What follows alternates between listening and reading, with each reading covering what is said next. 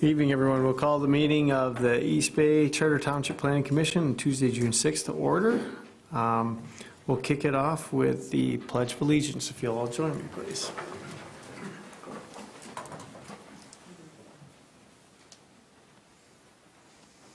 I pledge allegiance to the flag of the United States of America and to the republic for which it stands, one nation, under God, indivisible, with liberty and justice for all.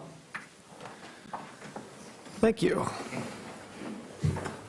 Leslie, if we can do a roll call. Oh, Claire's. Okay. Sounds good.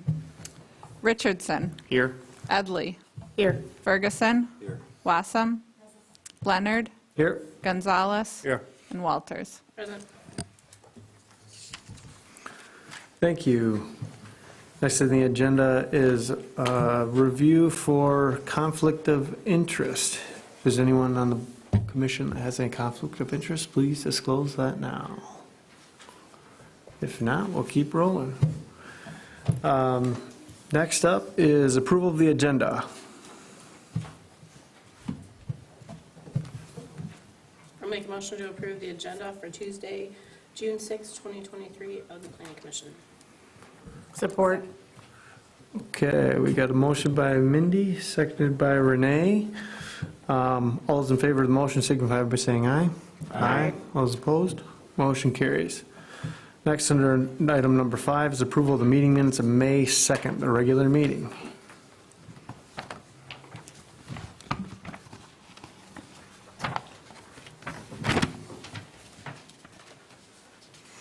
I'll move the approval of the Charlotte Township East Bay Planning Commission minutes of May 2nd, 2023. I second. Thank you. So got a motion by Paul, seconded by Steve, to approve the meeting minutes of May 2nd, 2023. All those in favor signify by saying aye. Aye. Those opposed? Motion carries. Next on the docket is public comment, and at this moment, just to kind of go through the agenda tonight, we do have a couple of public hearings, so if you're here in attendance to speak on either of those, feel free to hang tight. We'll get to you. But we do have one other agenda item that I know that we're talking about first, that's discussing ordinance language. That's not a public hearing, so if you want to discuss any of that right now, now would be your time. And or anything else that's not on the agenda. Feel free to come up to the lectern.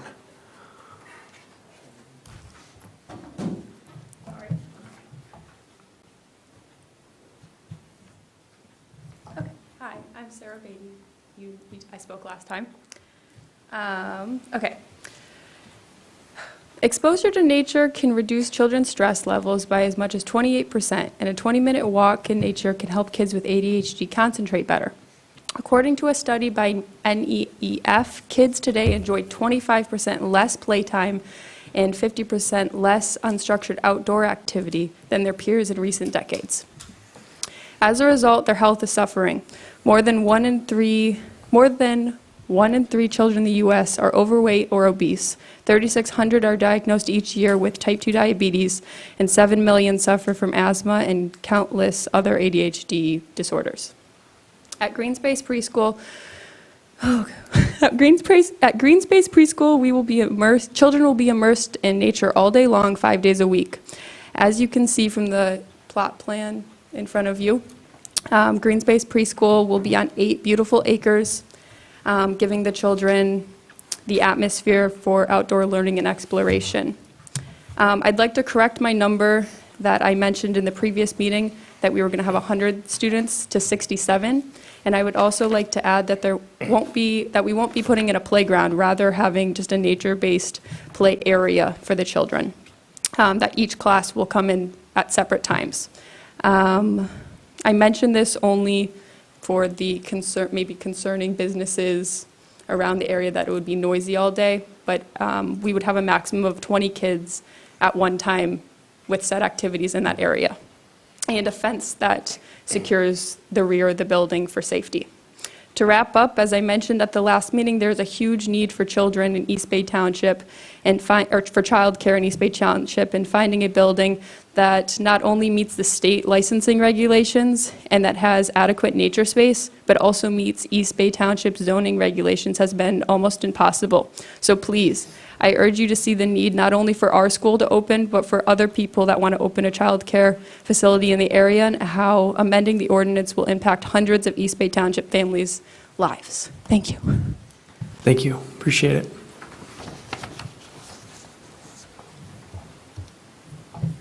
And I'm Sarah's husband, Chase. Just wanted to do a couple brief parent testimonials, obviously, piggybacking on what Sarah said. This is a huge need in the community. There's many programs that have over 100-kid wait list. I know, obviously, we need to make sure that the board comes to a decision, based on looking at everything, but I just did want to read a few parent testimonials here. So I'm going to go ahead and pull those up.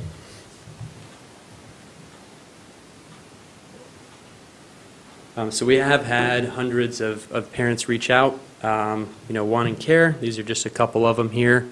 So this one says, "My name is Ashtine Hudez, and I have a 3-year-old daughter. My daughter was born in March 2020. A week after she was born, the world closed down.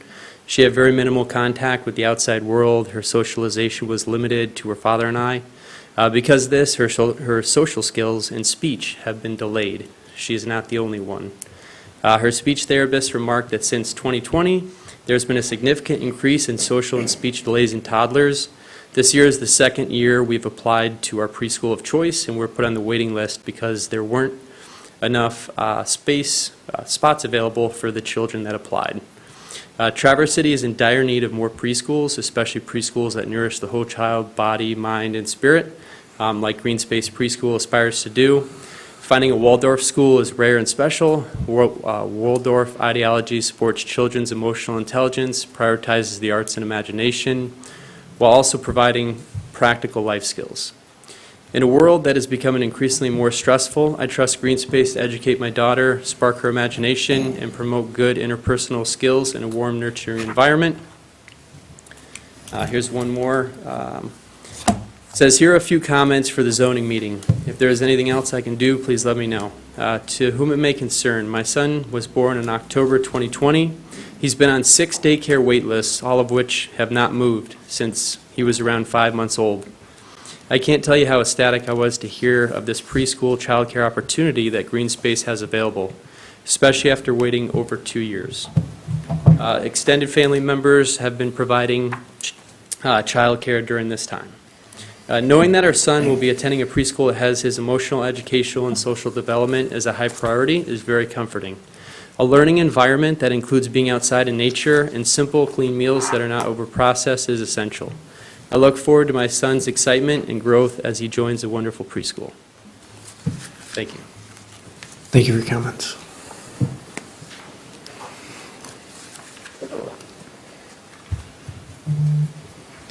Hi, my name is Victoria. I have a almost 2-year-old daughter, Tilly, and I have lived in Traverse City for about a year and a half. Tilly has been on, I would say, 15 or so, probably more, wait lists for childcare programs for well before I lived here, so probably 2 years, right when she was born, so right about 2 years. I work full-time, my husband works full-time.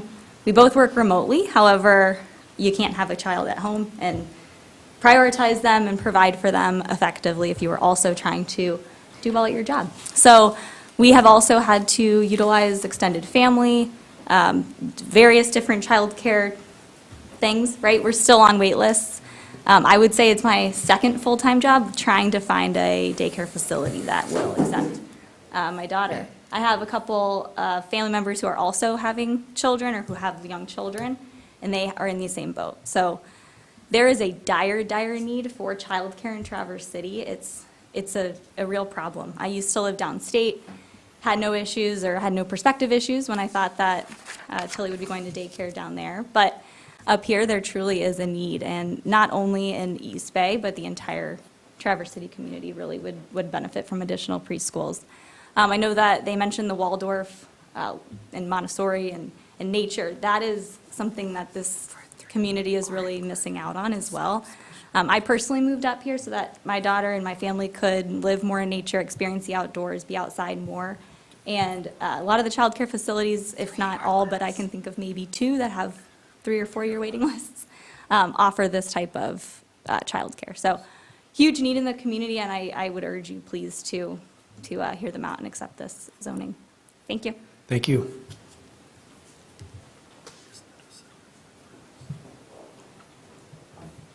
Good evening.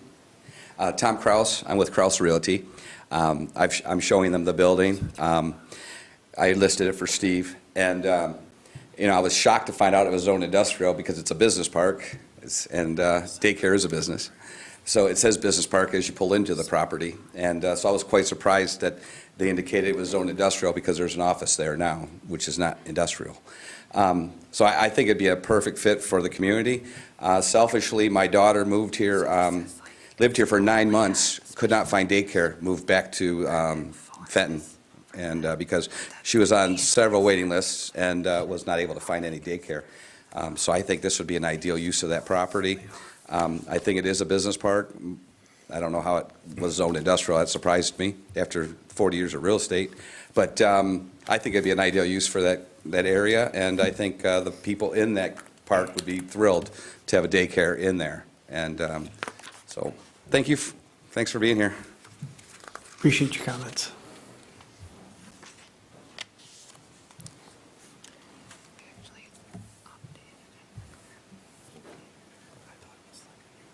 Hello, my name's Terry Shields. I have a property at 4322 Holiday Road, and I was getting ready to do a special use permit for a duplex, but the plot I have is 1.86 acres, and I wanted to open a dialogue. I spoke with Claire earlier about maybe opening a dialogue about putting more units on the property, and I know maybe you guys were discussing amending the zoning that pertains to that, so I laid out the building on there, and I think I could do maybe like a 4-plex or at least a 3-plex on there to make better use of the property if I'm going to do a long-term rental strategy there. Just trying to get a dialogue to see what you guys' thoughts are on that and see where you stand on that in your process as well. Gotcha. And generally, we don't give a lot of feedback in this part of the meeting, but I know, just FYI, we are discussing zoning updates in terms of like a holistic kind of global aspect of our whole code. So your timing is actually good, and I think maybe coming to one of those meetings, or they have in the graces of Paul orchestrating many of those and participating, that might be a good forum to kind of kick that off. But I appreciate your comments, and absolutely, I think if we could debate this further, maybe it's something to discuss at a later date, but it is not a new thing. Right. What do you think my next step would be from this point? I think maybe talking through with the committee, first and foremost, kind of putting it on their radar and getting some feedback from their team. Okay. And then from there, maybe that's something that we can talk through in another forum as we continue to kind of stumble over individual thought processes and things to consider as this board. All right, perfect. But appreciate the heads up. Yeah, thank you very much. By the way, our next meeting is tomorrow morning at 8:30. Tomorrow morning? Mhm. Okay, thank you.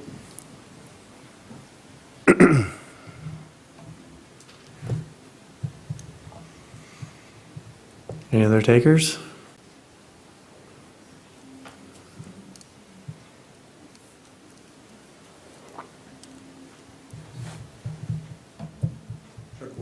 Chuck Whiteford on Tippett Drive.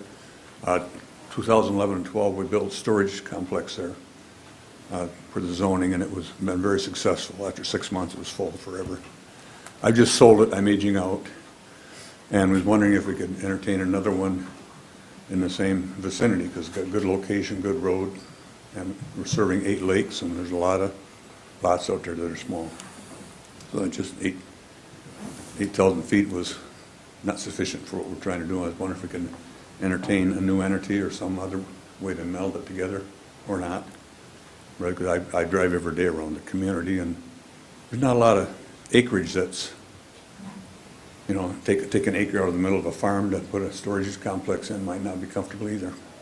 I'd like to have you consider it. I don't know how to go about it, but. Right there. Have you met Claire?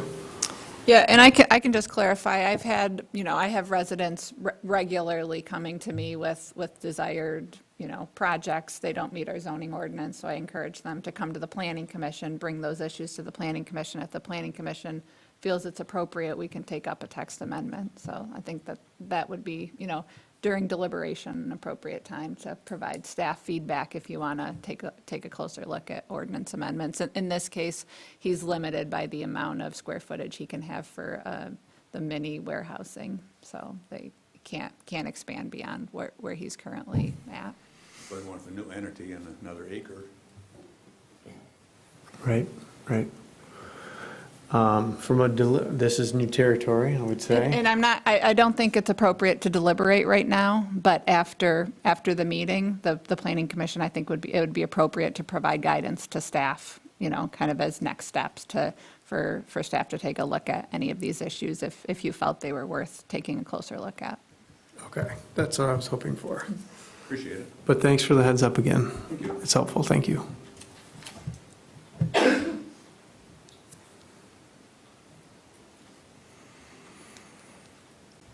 Going once, going twice. Okay, we'll close the public comment for now. Next on the list is correspondence. I know that we've got a few things at our desk, and I know we've got some updates from our previous month's meeting that Claire, maybe you want to walk us through? Yes, so for correspondence, you have a number of items in your packet. You've got the Lakemore, the approved stormwater permit. You've got correspondence from Township Engineer Damian Curry, who's also present at this meeting to answer any questions. You've got the Lakemore extension withdrawal from Mark McKellar on behalf of Lakemore Resort. So he's withdrawing the request for an extension of the site plan. So that's why you'll see that it's off your agenda for this evening. And then the remaining items in correspondence are related to the Peninsula Business Park property, email correspondence from representative of Peninsula Business Park, as well as Mary Thompson in relation to the need for daycare centers. I will also just mention on your desk is a letter from Preston Taylor, and that is related to Lakemore, and that's a land use permit that was issued for a waterside deck that is going to be considered a minor amendment to the approved site plan. And so I'm going to go over some more Lakemore items just as a part of my staff report in Okay. a few minutes. Perfect. Any questions of Claire? Okay, reports. Mindy, welcome back. Township Board.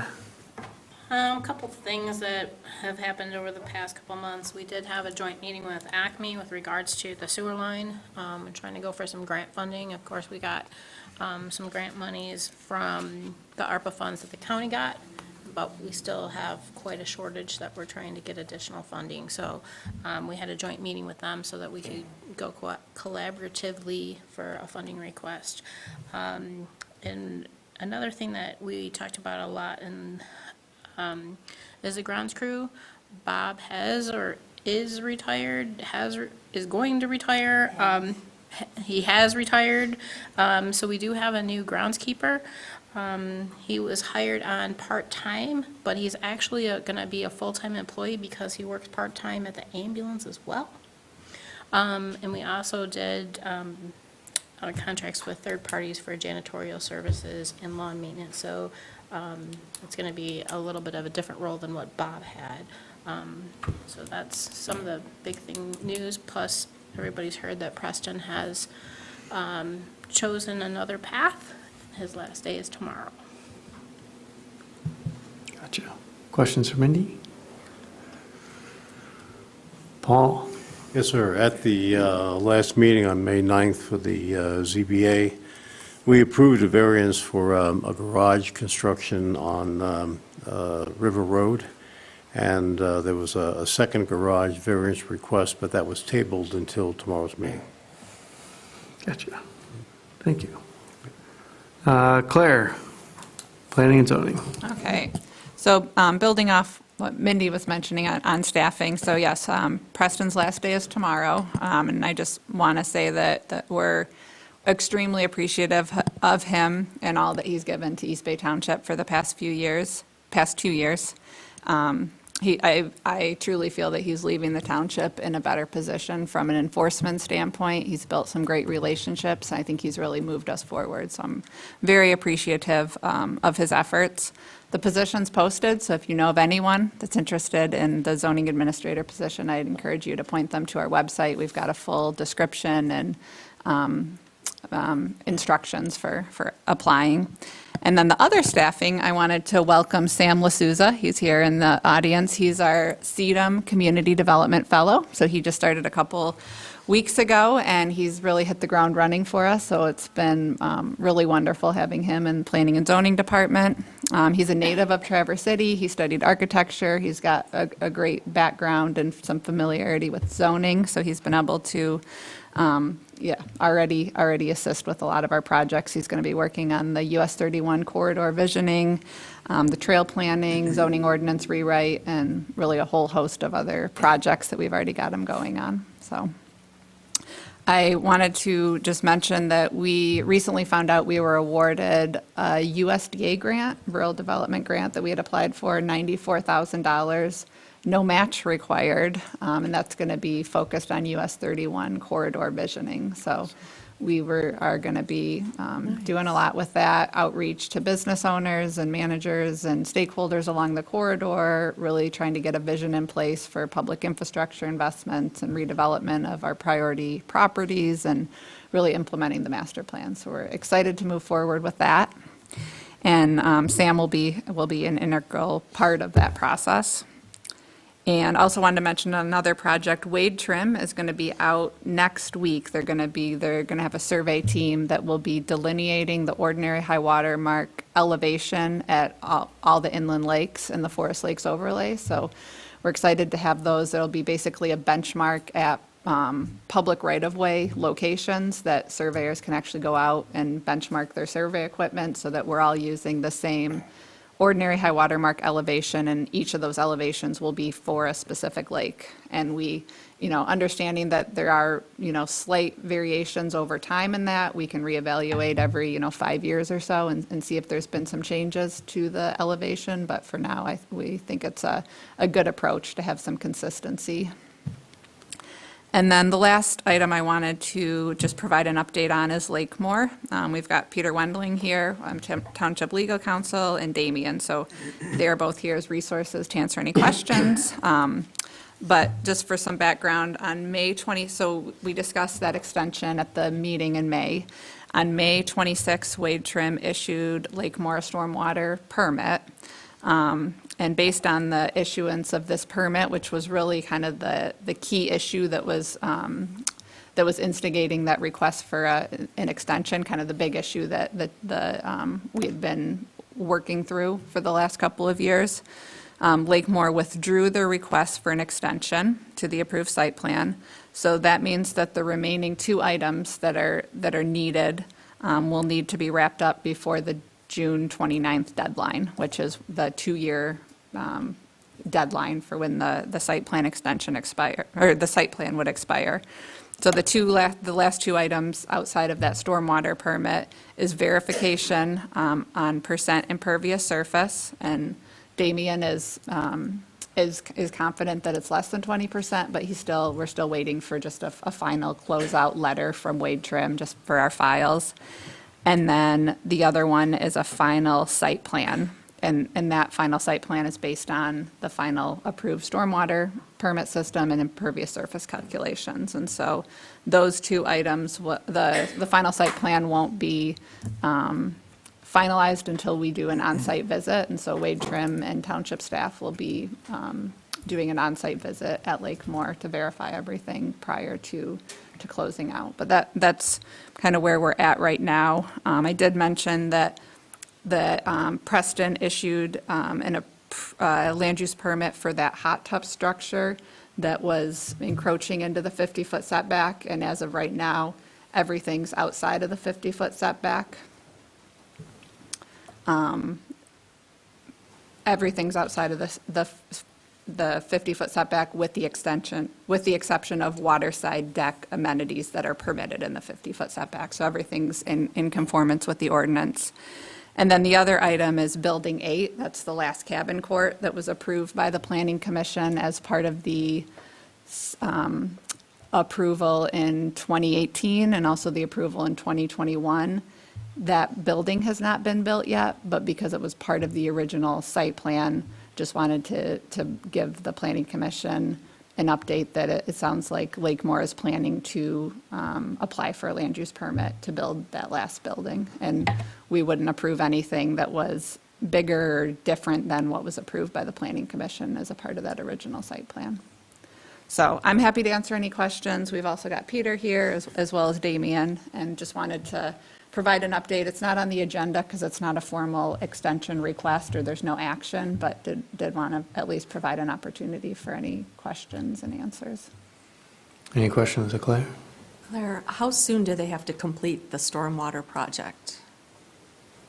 That would be a good question for Damien because they're going through kind of the general stormwater permitting process. Once they have the permit, they're going through just kind of our general township process. Hi, I'm Damian Curry with Wade Trim. The stormwater permit is valid for 1 year, and they can request an extension after that. And so it's pretty flexible. It just needs to be, the stormwater permit just needs, if they're going to request an extension, we just need to have that in the file. And as long as the plans haven't changed or the existing ground hasn't changed, we usually issue that without a problem. Do you see this being able to be wrapped up in a year? The stormwater, at least? Yeah, it's up to them. I don't see why not. Yeah, it doesn't seem like a huge amount of work to get done in a year, you know, so I wouldn't see why not. There's no like underground storage, nothing like that, it's all, There is some underground storage. okay. And they're gonna need to get into that and put some cleanouts in. But there's plenty of manpower and equipment available to get it done. Okay. So I guess a follow-up to that. So at the previous meeting, Mr. McKellar mentioned that they didn't want to do any work during their busy season. So that was my question, you know, what is the length of the permit and when do they have to get it started and completed? So you made your comment that after a year, if it's not done and they're not making any changes, you'll give them yet an extension. Yes. So do we have concerns about that? Just an open general question. As long as this project has taken, I just know the community might have some Well, questions. what's important is actually getting to the point where the issuance of the stormwater permit was even possible as a Okay. result of tests that were required, through Wade Trim, which Damien and Brian, but I think Damien even more so, worked very hard on as far as convincing and making sure that the engineer working for Lakemore did the various tests, including the hydrological testing in a proper manner that met the requirements of the ordinance. So now that we have the various items and points that we've been struggling with Lakemore, that they've completed them, this is just the build-out portion of it, which makes it very easy to enforce if they fail to comply with the build-out. It's very simple at this point. Okay, thank you. Any other questions? So is there any more pending lawsuits going on? There's private litigation between Lakemore and the neighbors, and I believe also the association has joined in on that. But there's various claims in there. Many of them are, related to environmental laws and things of that nature. I have no opinion as to whether those claims will be successful or not. I was just wondering where we were with that side of things. Thanks. Okay. Thank you, Damien. Appreciate it. And Sam, welcome to the crew. You're going to be busy. Strap on. Okay.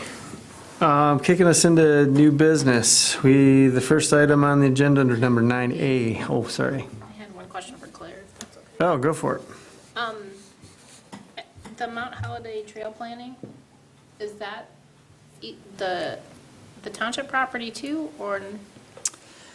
Yeah, so the scope of the open house tomorrow night, and I am planning to attend that, but that the scope is not focused on the township property. It's focused on Mount Holiday. I think there's going to be some discussion about how to get bikes there and kind of some outside of their boundaries, but it's not focused on Holiday Woodlands Preserve or on Holiday Woodlands Natural Area, the township property. Okay, thank you. But that process is coming, and we want to make sure that they're, feeding off each other and connected. And I just was wondering, I thought that he had started, flying already and.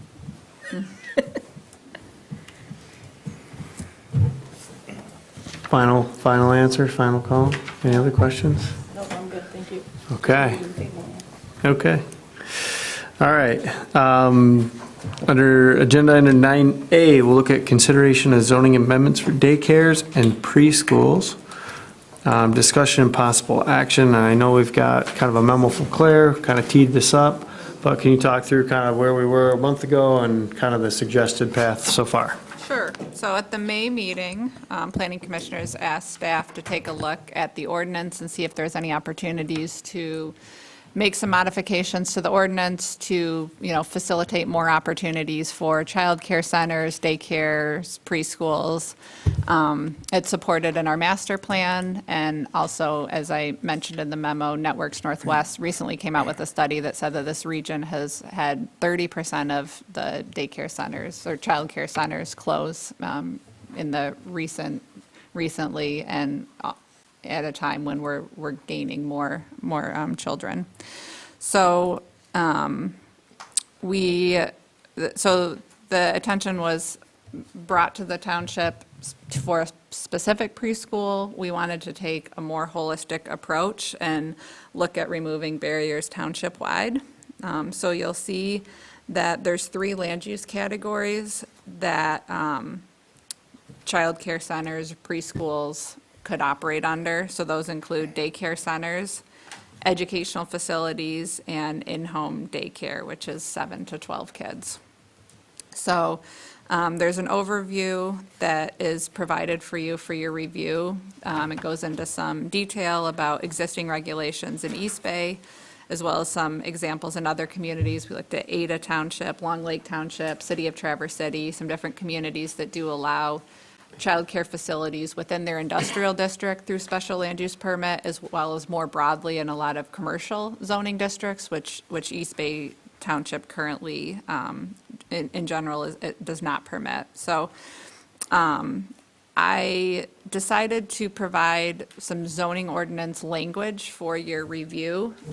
If you were interested in moving forward tonight with scheduling a public hearing, my recommendation would be to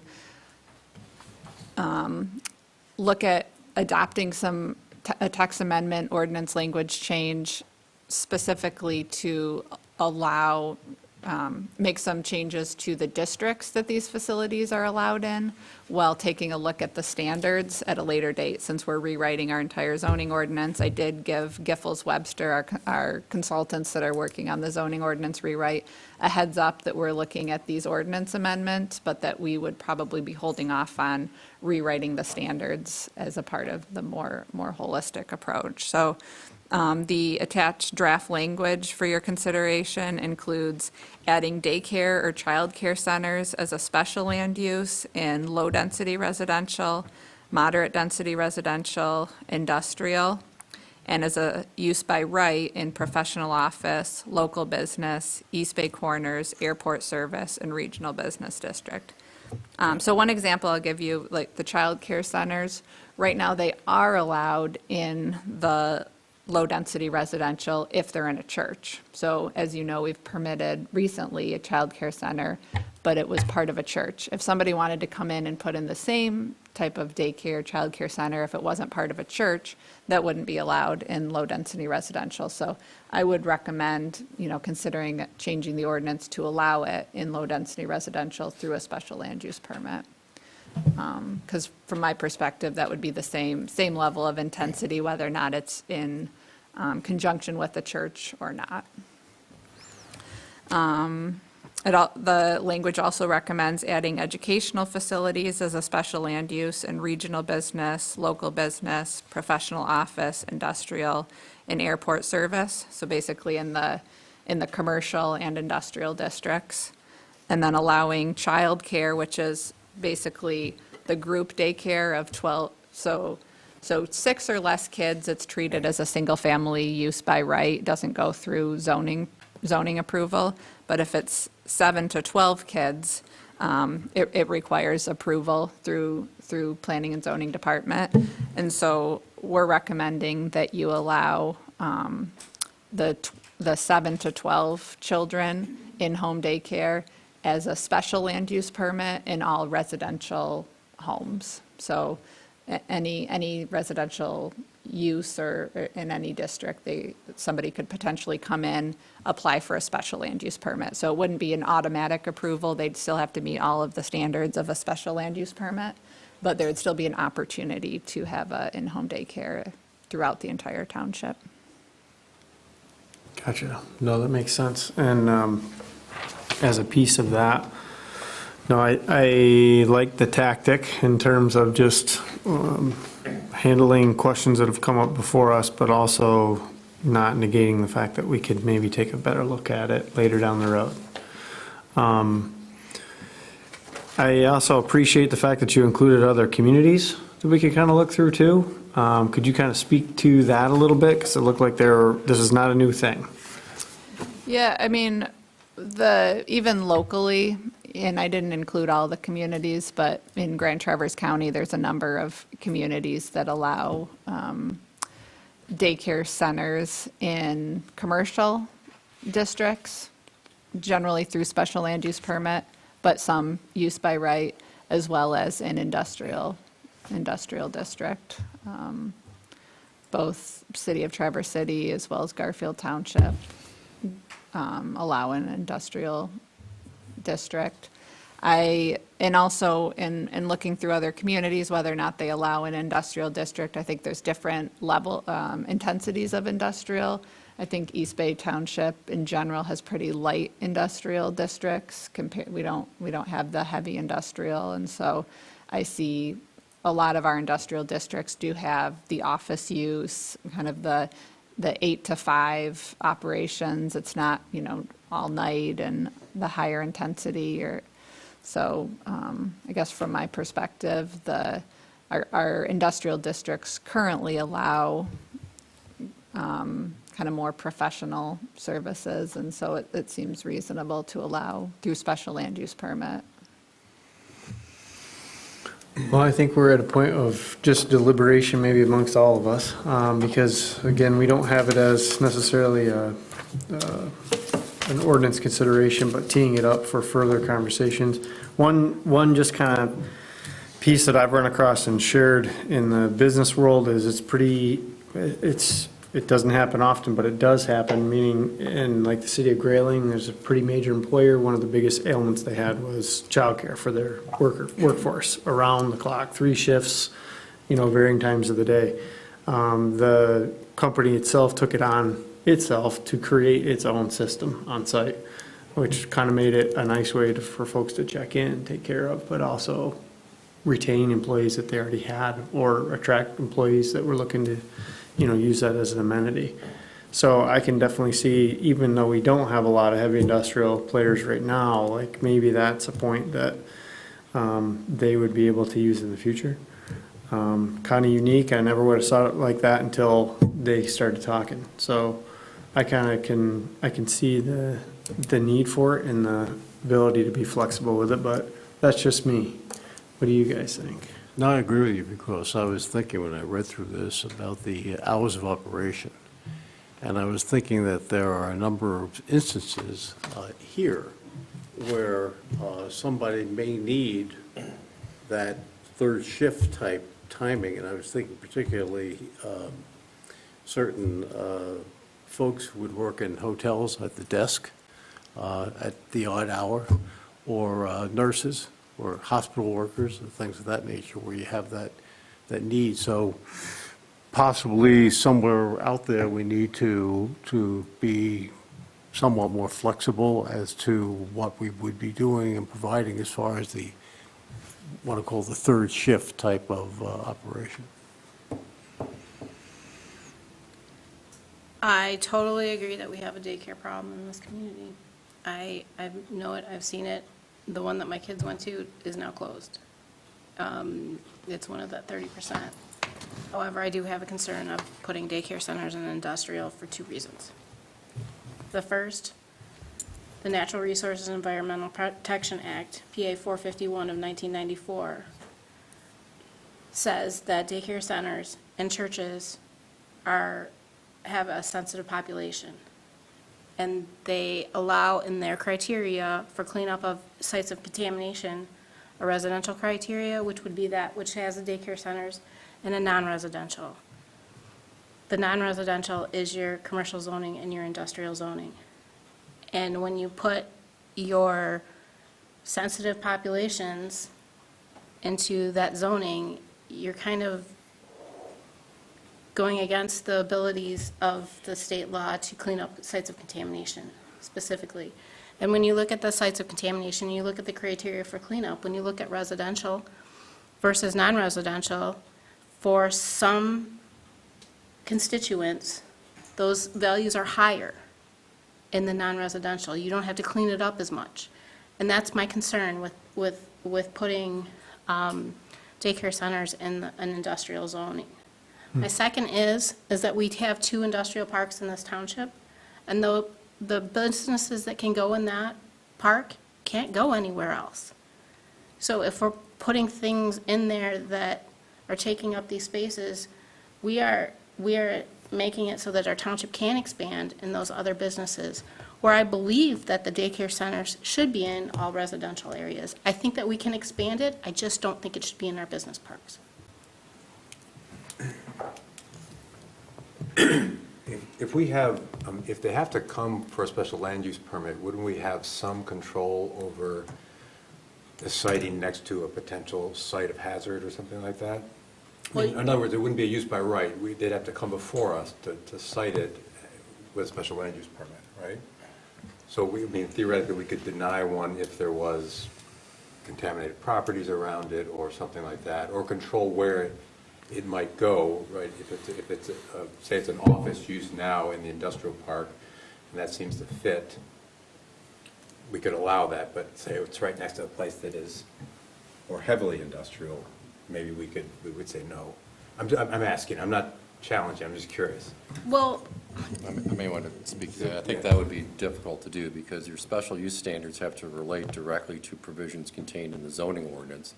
And applying outside factors like that would be basically implementing spot zoning and creating and utilizing a standard that's not contained in the zoning ordinance. And so that's really not an effective means of controlling that. You know, I understand Mindy's point too on the second part of it do you have enough space for? What if the special, in the rewrite of our zoning ordinance, if the special land use permit portions mention something like what I was just saying? In other words, so we would apply it uniformly. Yeah, and often zoning ordinances will have general standards that apply to all special land uses, and sometimes you'll create different criteria that also have to be met for certain types of uses. That's not uncommon. That's a policy question of whether that's desirable. Because they often make it more difficult for the person to obtain the permit because they have to jump, and that's done by design for wind energy systems and solar systems, panels and things like that. So, yeah, that'll be part of your policy discussion, but always remember that your special use general permits, your general standards have to relate directly to the regulation of the ordinance unless you're regulating, further in that area, and then we'd look at it to see if it, complies with federal and state law. Right. Can I ask a question, mainly to that public act? When you're talking about that, it rings a bell. I work in a lot of those places. But as I think through, like, and I'm not singling you out, or the business that was being discussed earlier, but as I think through, when someone, I appreciate the comment tied to, we only have so much industrial land, right? As I think through what would have to happen for someone to move into a business park or an industrial zone, they're gonna come through, and I would presume they would do like a BEA or a phase 1, or have a phase 2 environmental assessment that's taken place to kind of make them aware of what's going on. So Would any of that factor in? the thing is that when you're working on an industrial site, until that property changes hands, unless there is a significant release that somebody reports, nobody knows what's going on, okay? So the contamination that may be happening is not something you're going to know about until you actually do a boring, and so if you put a sensitive, let's just call it a church and not call it the property that we're talking about, right? Sure. Let's just make it we'll talk about a church. And the properties all around it are, let's do a YMCA that's across the street from a smelter, all right? There's a NPDES discharge right next door where mercury's coming out. The YMCA doesn't know about it until something bad happens. Somebody gets sick. You know, it's not something that everybody knows what's going on in every piece of property until you actually put the borings in the ground and take the analytical testing. It's not, yes, if you're gonna go buy a property, typically you do a phase 1, but the phase 1's gonna look at what you can find. You're gonna look at your 50-year history or the first developed use of the property. But you know what? We have a property that I'm working on right now where the phase 1 said there were no recognized environmental conditions. The guy spent $300,000 already on a sub-slab depressurization system because there used to be a dry cleaner there. Nobody knew until somebody put a boring in the ground and found the trichloroethylene plume that was below the building. So I just don't feel that a sensitive, I mean, and don't get me wrong, I know that there's a daycare problem, and I think that what is on the table or what they want to do is awesome, but that's not where it needs to be.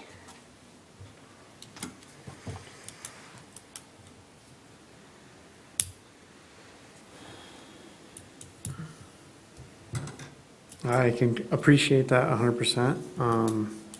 And it's not uncommon, you are correct. It's I'm dealing with one. people aren't doing right- phase 1s or phase 2s because they want to. No. Or out of the goodness of their And all I heart. can say is this, is too, is that when you put a hole in the ground, the hole this big, you're taking a sample of less than 10 grams and analyzing it. What are you missing? Sure. So if I find it, did I find the hot spot? So industrial zoning, I don't think that that's where a sensitive population should be. Any other feedback? It's a valid concern. It's interesting. I mean,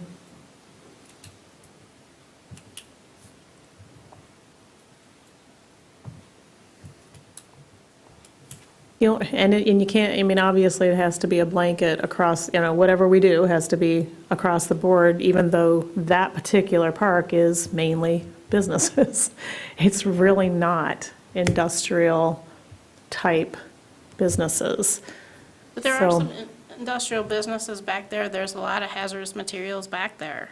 I mean, you know, and I assume that there's a high water table back there. It is. When you get to the back of the park, it is more industrial along that back stretch. That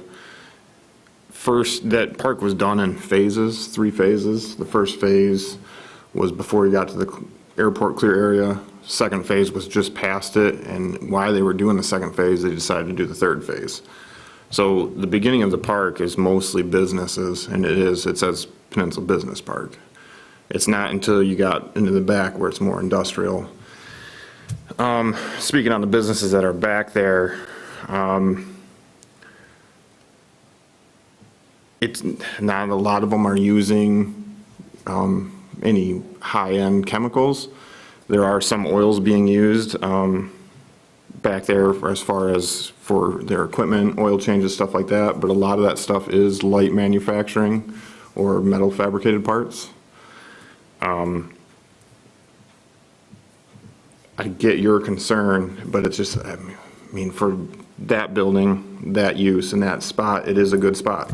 Yeah, I think that's my, And that's We're hard to, struggling, it's it's hard to think about a blanket right. area, but yeah, I mean, if there are some vacant lots back there where someone could come in an industrial use, Right. that could potentially, but if that's a high hazard use, you're supposed to have some stuff in place to help contain it if you're using hazardous materials. But again, you know, the high water table back there does kind of limit some people going back there if they're going to be a high hazard use, so.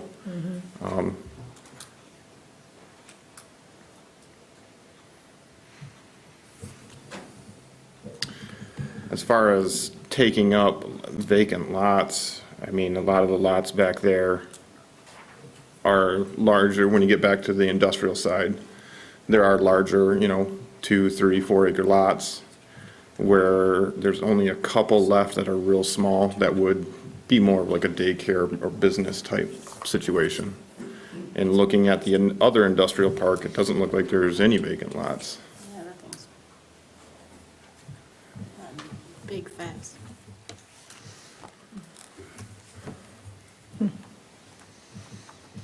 So one thing that we had looked at, just because it is that property is a desirable location for a daycare center, but unfortunately it's surrounded by industrial, so the rezoning isn't an option, just because that would be spot zoning, because you can't rezone one parcel when it's surrounded by industrial. So that was why I recommended this route of looking at. Sure. It would require, pretty significant taking a look at the ordinance and, So just, I'm just thinking in my head here. So let's just say we did approve the rezoning and allow it.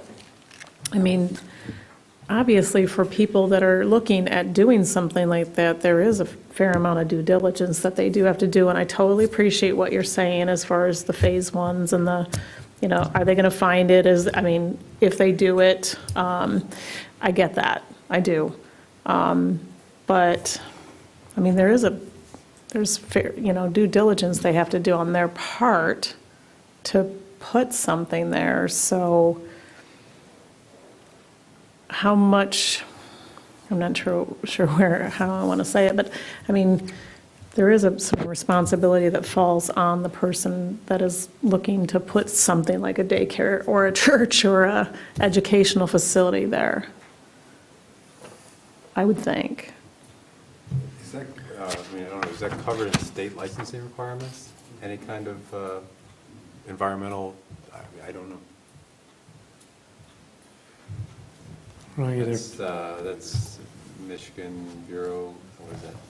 I have no idea. That's Laura, I would imagine. It's not my, I guess where I'm coming from with this, I think probably everybody on this commission is in agreement that there's a dire shortage. We've all experienced it, those of us who have kids or have tried to. And I think this impacts much more than just somebody looking for kids. It impacts economic development in the area. It's, I think we all probably want to see this happen, more daycare centers. I guess for my part, I'd be willing to take Claire's recommendations and move forward with them and schedule a public hearing, because I think that the people who are owning the property, I think they'd be expected to do their due diligence. I think there'd be licensing requirements that, they would have to take something into account, the risks, around their property. And I guess for me, the need overweighs the concerns that you brought up, Mindy. That's just my opinion, and so that's how I would approach it. Peter, quick question. In terms of, and I know we're just talking about suggested language, but once this goes into effect, and maybe Claire, you can help me out with this too, from a land use permit standpoint, is there anything else that would require additional scrutiny in terms of an environmental assessment or what surrounding factors go into it? I haven't reviewed the special land use section for daycares recently, but as I'm thinking through it, I just wonder if there aren't any conditions that could be placed on it that would encourage or require, frankly, I guess it'd be at that point, require an additional health, safety, wellness kind of angle so that the daycare can show evidence that that's being adhered to. Does that make sense? Well, there would be, our daycare standards require that the state licensing is obtained prior to, as a condition of approval, or that's one of the standards. You know, we do have environmental considerations as one of our standards in our special land use permit, but they are, you know, more general. I just want to remind everybody, there was a PFAS plume that was discovered under Indian Trail neighborhood that's been there for decades. Nobody knew it was there. That impacted residential dwellings though Yeah, as well, and as yeah. well, I mean, this area has water and sewer though, right? So that's at least one feature for it, but But that's a the- policy choice for you folks. The biggest thing right now that we're dealing with is vapor intrusion, and so water and sewer are not going to eliminate the concerns with vapor intrusion. I wonder if, Claire, you mentioned in your note that there were several municipalities that had allowed use in industrial places. Could we maybe research those and see how, or if they address this issue, or, you know, how they, how they approach it? Is there special things in their special land use permitting process that take this into account, or is there something in the permitting from the state? Yeah, Just so. I mean, you know, again, I really would like to move something forward. I appreciate Mindy's concerns, though, and I wouldn't want to overlook them. And I just wonder if there's more data that we could find to help us move to a decision. Yeah, some of the standards that I found related specifically to industrial districts and siting distance from daycare facilities is requirements for distance from underground storage tanks and also distance from marijuana facilities when locating. Yeah, why couldn't we do something like that? Wouldn't that kind of solve that problem? No, I don't think so, because they take out the underground storage tanks and the stuff is still there. Oh. And the soil and stuff. And the high water table, it's High just, water table, yeah. it's just going to move. Right. And petroleum's bad, but petroleum's not, by far not the worst. Those chlorinateds are really, and, you know, parts cleaners, you know, trichloroethylene, that's amazing stuff when you're trying to get grease out. Well, Antrim County, where I live, TCE is quite the, you know the TCE plume going up towards Shaney Creek, and there's really no way of stopping it, but they do monitor it. But there are, mitigation factors that you can do, and that's what they're doing there. Question is, is the cost of mitigation for this type of use beyond the scope of most applicants? So if you keep in mind that whatever regulations you put in there, are they really attainable by an average applicant who wishes to put in a daycare center or not? It's not the same as someone who's, funding a manufacturing facility who has those dollars in them, to begin with. These are not high-dollar investment operations from the start. Just something to think about, too. And also, like right now, say in the Indian Trail neighborhood, somebody could start a home daycare, swim underneath the neighborhood. Right. That's kind of where I'm I'm, Water anymore. well, true. But you just said that there's a vapor. Plume or vapor intrusion. intrusion Right. could happen. So right now, we're essentially would permit that.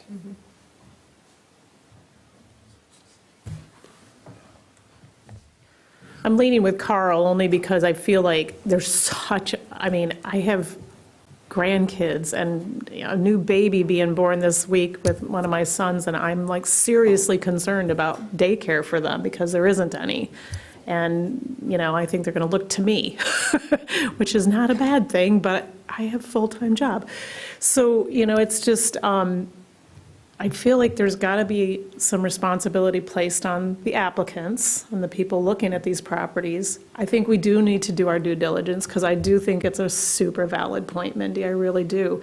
But I'd like to see where we could get to some kind of happy medium with it, that, we're covering ourselves and being protective of things like that, but at the same time, I think there's got to be some responsibility on the applicants looking into properties as well and making sure that it's going to be suitable for that need.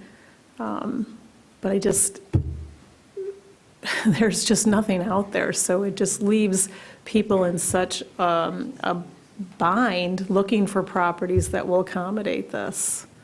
Well, I think that if we change and allow, it in more residential areas and make it a use by right instead of a special land, special land uses in other districts, I think it's going to change where we can put them.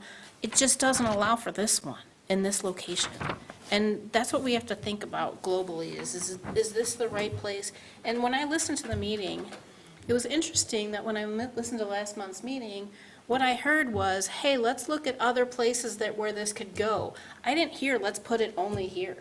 I heard, let's put it, in other places. And that was encouraging to me. So when I saw this, I was like, well, wait a second. This is putting this where, we can't make any more industrial land, right? We only have these 2 business parks that are getting full. And we can put it in all these other different places if we change some things. And that's what encouraged me, is that we've got other places we can put it. We can't put these light industrial and industrial places in the same places that we can put these sensitive uses. Adult foster care, churches, these are all these sensitive uses that I just don't believe belong in an industrial park. But I'm one of 7. I think I could go either way on this, because I see the need. I like the spot that we're thinking about, but I also know my son, who is almost 2. And if he doesn't come in wearing dirt in his face, in and around his mouth, it's a rarity. And I know how that stuff transfers. At the same token, though, I'm just kind of torn in terms of,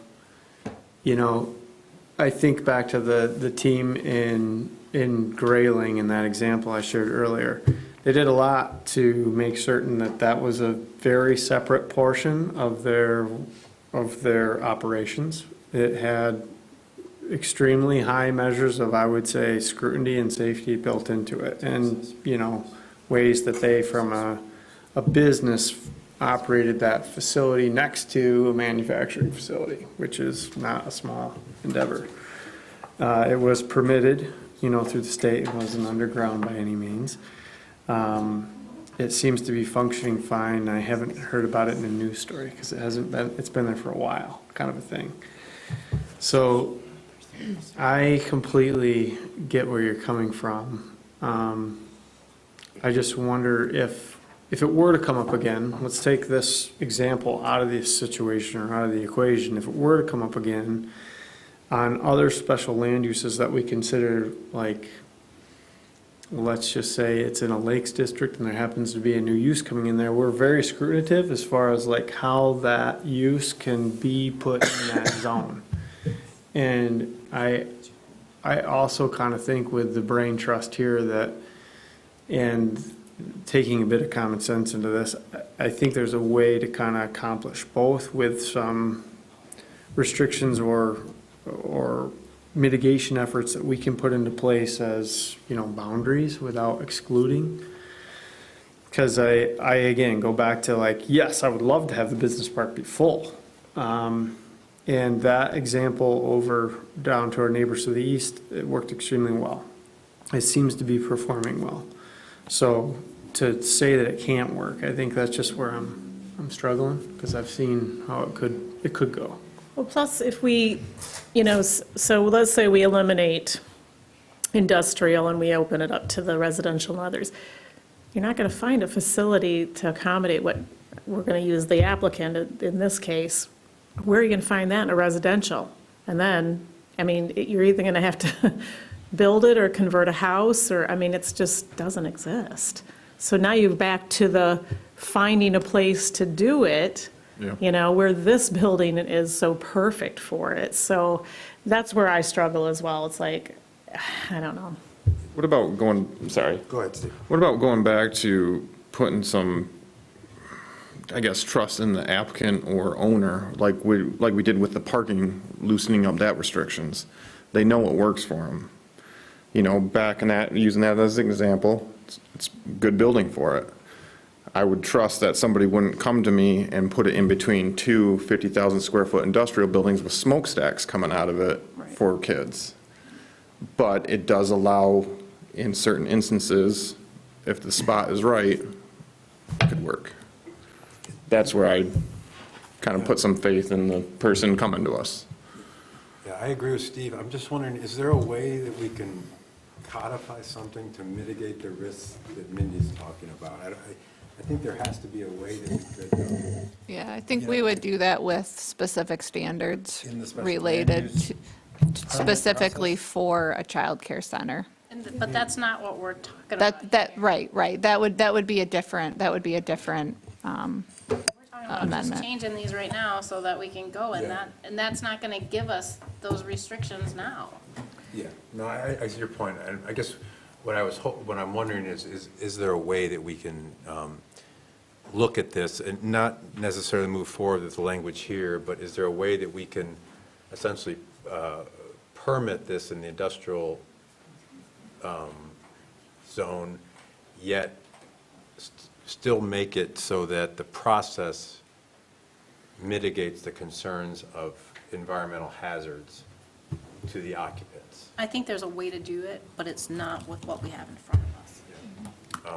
Right, so that would be having standards. So we would have an amendment that had standards included. Right now, the proposal in front of you is just for. Blank. And this is draft, this was to start the Right. conversation, but Right. that would be just, the proposal for you is only changing the districts permitted, not including any changes to standards, which we were planning to change the standards, but in the kind of consideration of the effort underway, we didn't want to do that at this time. So that's certainly something we could do at this time. So I'm torn as well. These are special populations, and we have to be cautious. But we also have a great need. This is a unique situation with the acreage, the ability to do a nature type of a setting.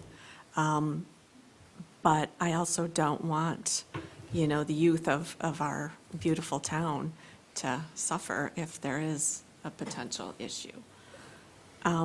Is there any challenge in moving forward and hearing from the public for public comment?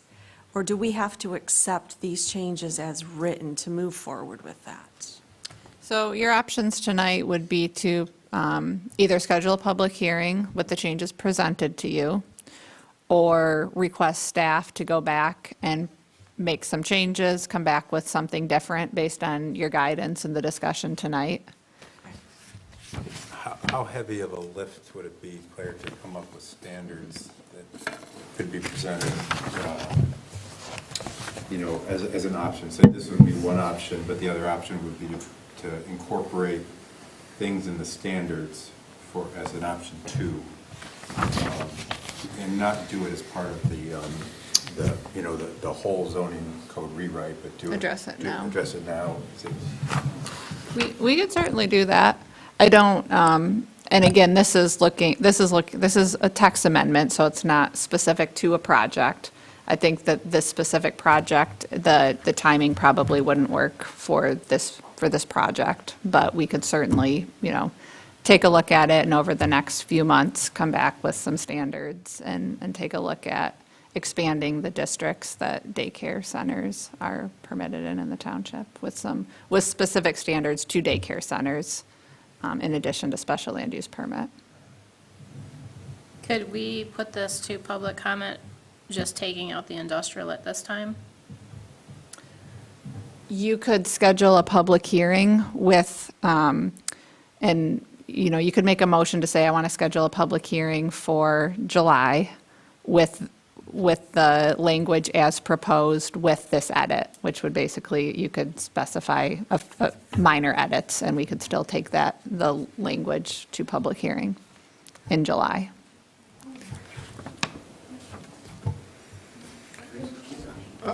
I kind of like that option, honestly.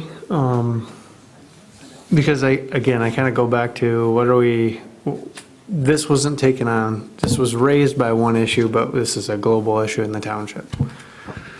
I like the idea of spending a little more time with an asterisk, if you will, on the industrial park located ones.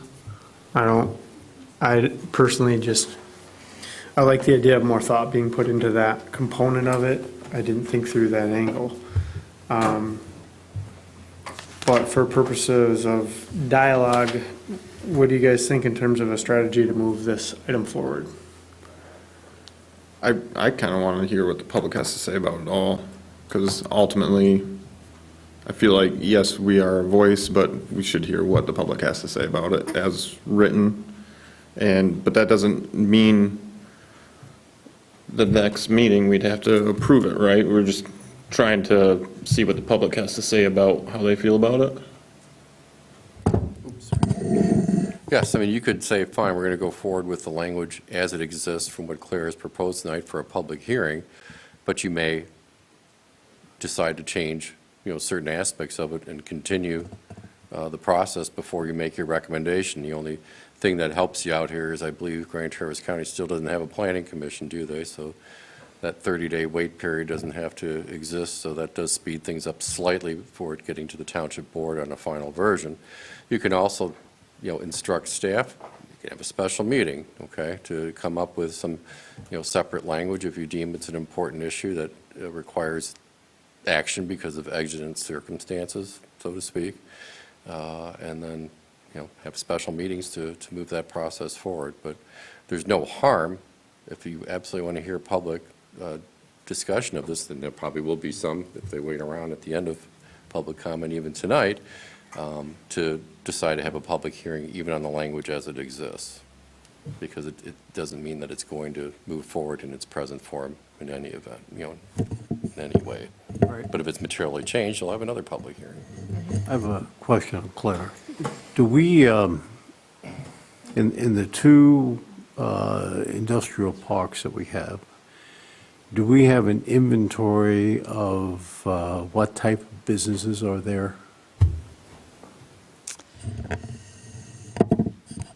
Not a. I'm there, I could list them all for you if you like. I've been there since 2008. Yeah, so we don't have a formal inventory. I can tell you it's a lot of low intensity. A lot of them wouldn't be traditionally considered industrial uses in our industrial parks. Well, I personally would like to know that. We could certainly do a In trying to, inventory. because, we spend a lot of time coming up with a master plan. And when we develop a master plan, we're setting out different areas for what certain things can be. This certainly kind of, comes into, it destroys our nice little world. I mean, all of a sudden, we have this thing that's going to be industrial, and then this opportunity comes up, valued by the need, and we all know what the need is. And I keep going back and forth, between the idea that Mindy raises about what's could be there, what could possibly be there. I mean, you could have this facility there, and then somebody moves in next door that has something. So, I mean, there's all opportunities, but irrespective, if we change this, I mean, once it's gone, the toothpaste is out of the tube, and, you don't really can't go back. So it's really one that I think that, yes, I think the public, should be hearing that what their input is, but I think there's some other considerations as to who's there now, how much is vacant, is there any type of, quite frankly, any restrictions that we could impose as to the type of manufacturing that goes in there? So that would be some type of a protection. I don't know where this is all going, but I mean, basically, these are some of the thoughts I'm having. We would certainly like to accommodate in trying to fulfill the need, but not at the risk of causing ourselves bigger problems down the road. Wasn't there something mentioned about like somebody had a distance? Didn't you say that something, Claire? About somebody had a, Buried tanks and stuff like that. Yeah, she was talking about buried tanks. oh, buried tanks, right? Okay.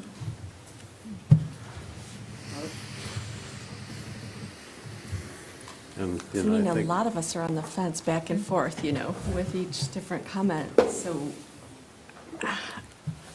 I don't see any harm in, at least personally, taking it forward and at least letting the public comment so that we understand what their thoughts are as well, besides what we're all individually thinking. And if we have to come back and rewrite it based on what we hear and anything else we individually research about this law to help us all understand, do you think that is an option? Because Mindy, this is your area of expertise, not the rest of us. So I believe that we can put them in the industrial park if we put standards, but what we have in front of us doesn't have those standards, and I don't feel, I could never vote for this as it is. If there were standards associated with it, that's a different story. But what we have in front of us Doesn't contain that. doesn't contain that. So I know how do there's- we get to that point? We have to have a text amendment with standards put in it that has, the separation distances and it has to be in our zoning ordinance and go from there. Does that have to go before public? Yeah, that would have to go. That would be that would be a text amendment, so the same process as this. I mean, in an ideal world, we would have that presented tonight.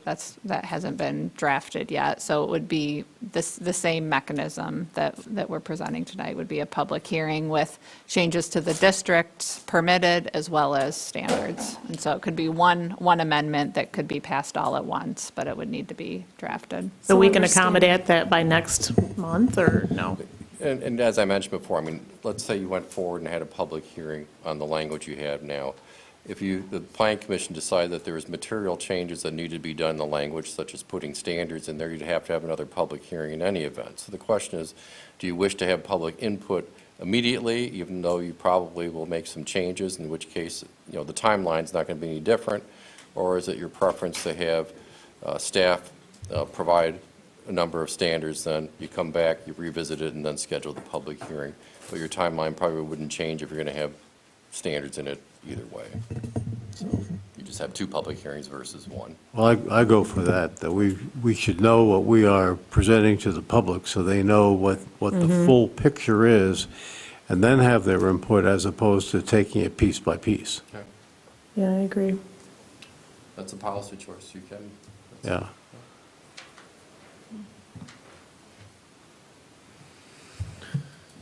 So in that case, then we would, at next month's meeting, we would see that change here, and then we have to schedule a public hearing. Correct. Yeah, so you would make a motion to instruct staff to provide specific standards to protect the health, safety, and welfare of daycare centers located in all districts, including specifically the industrial district, based upon comments made by members of the planning commission at tonight's meeting. And then Claire would come back and That sounds like draft for you. sounds like a good motion. I couldn't write it down Yeah. fast enough. No, I'm comfortable with that, I think it Yeah. takes time to get it right. So did I hear a motion from Carl? You can parrot that, my phraseology, because I'll make a motion, as taken Peter down. just said, something to the effect of sending it back to staff for the July meeting to develop standards associated with the health, safety, and welfare of daycare centers in all districts, specifically the industrial zoning district. and based upon discussions of the Plan Commission at tonight's meeting, so that she knows clearly, you've already talked about it, so Claire knows exactly what you're doing. And the record will reflect that, what you're requiring. What Peter just said. Is there a second to that? I'll second that. Can I ask one quick question? Yes. For clarification. Are you comfortable with the district changes that I'm recommending? Or should I take a second look at that, just while we're, Yeah, the table that I provided? yeah, is that- I was just kind of curious why it became a condition of right within the areas that you indicated. Why not just keep it as a special land use? Because there were other similar uses that were uses permitted by right, and so I brought in the other commercial districts that were similar in intensity and in nature. So, let me go back to that real quick.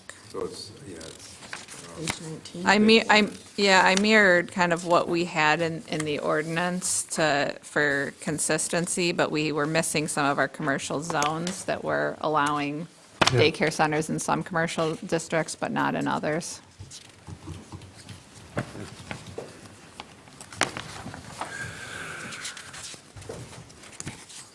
Okay, so we have, just as a point of clarity, a motion on the ground, seconded by Carl. We could discuss the motion further, or are we comfortable with that I've got just while we're deliberating one again? thing. I have a question. Go ahead. Go ahead. Okay. So the timing of that, however, will not be of benefit to an applicant that we had provided discussion on last month. The only way that would, and I don't know what the timing of the applicant is, and, obviously you're making a decision that, involves the entire zoning ordinance, Right. regardless of any individual applicant, so always keep that in mind. Mhm. Just as Paul mentioned too, you're considering the master plan and all these other factors in there, you can certainly have a special meeting if it's something that the township's comfortable with to speed that process up. It also depends on Claire's workload of putting this stuff together, because she's giving me a skeptical look if you do it too fast. And by the way, then your discussion portion of the motion won't change the motion, so you can continue discussing it if it provides further instruction relative to the motion itself to Claire. So, go ahead and finish your discussion, but that's the only way the timeline's going to speed up is through special meetings. Otherwise, it's another month. That's the way it is. So. Yeah, I'd say we could do special meeting, but we would just need to be out at least I'm required 21 days to send to the newspaper, because they require a week before publishing, and they need to publish 15 days in advance for a public hearing, so It's not much of a challenge. that's kind of the timeline that I need to work Which with. puts us, a few days before the meeting. There you go. Yeah. And the next meeting is, July 5th. So I hope no one's planning to celebrate the Virtually 4th of from a July. floating office. July.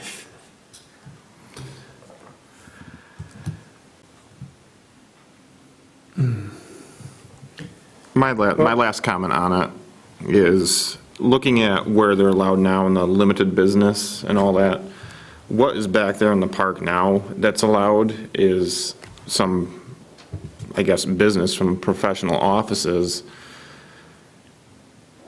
We have the standard for a daycare center for contamination, but it's like there's still people in professional offices. Are you saying one's more important than the other?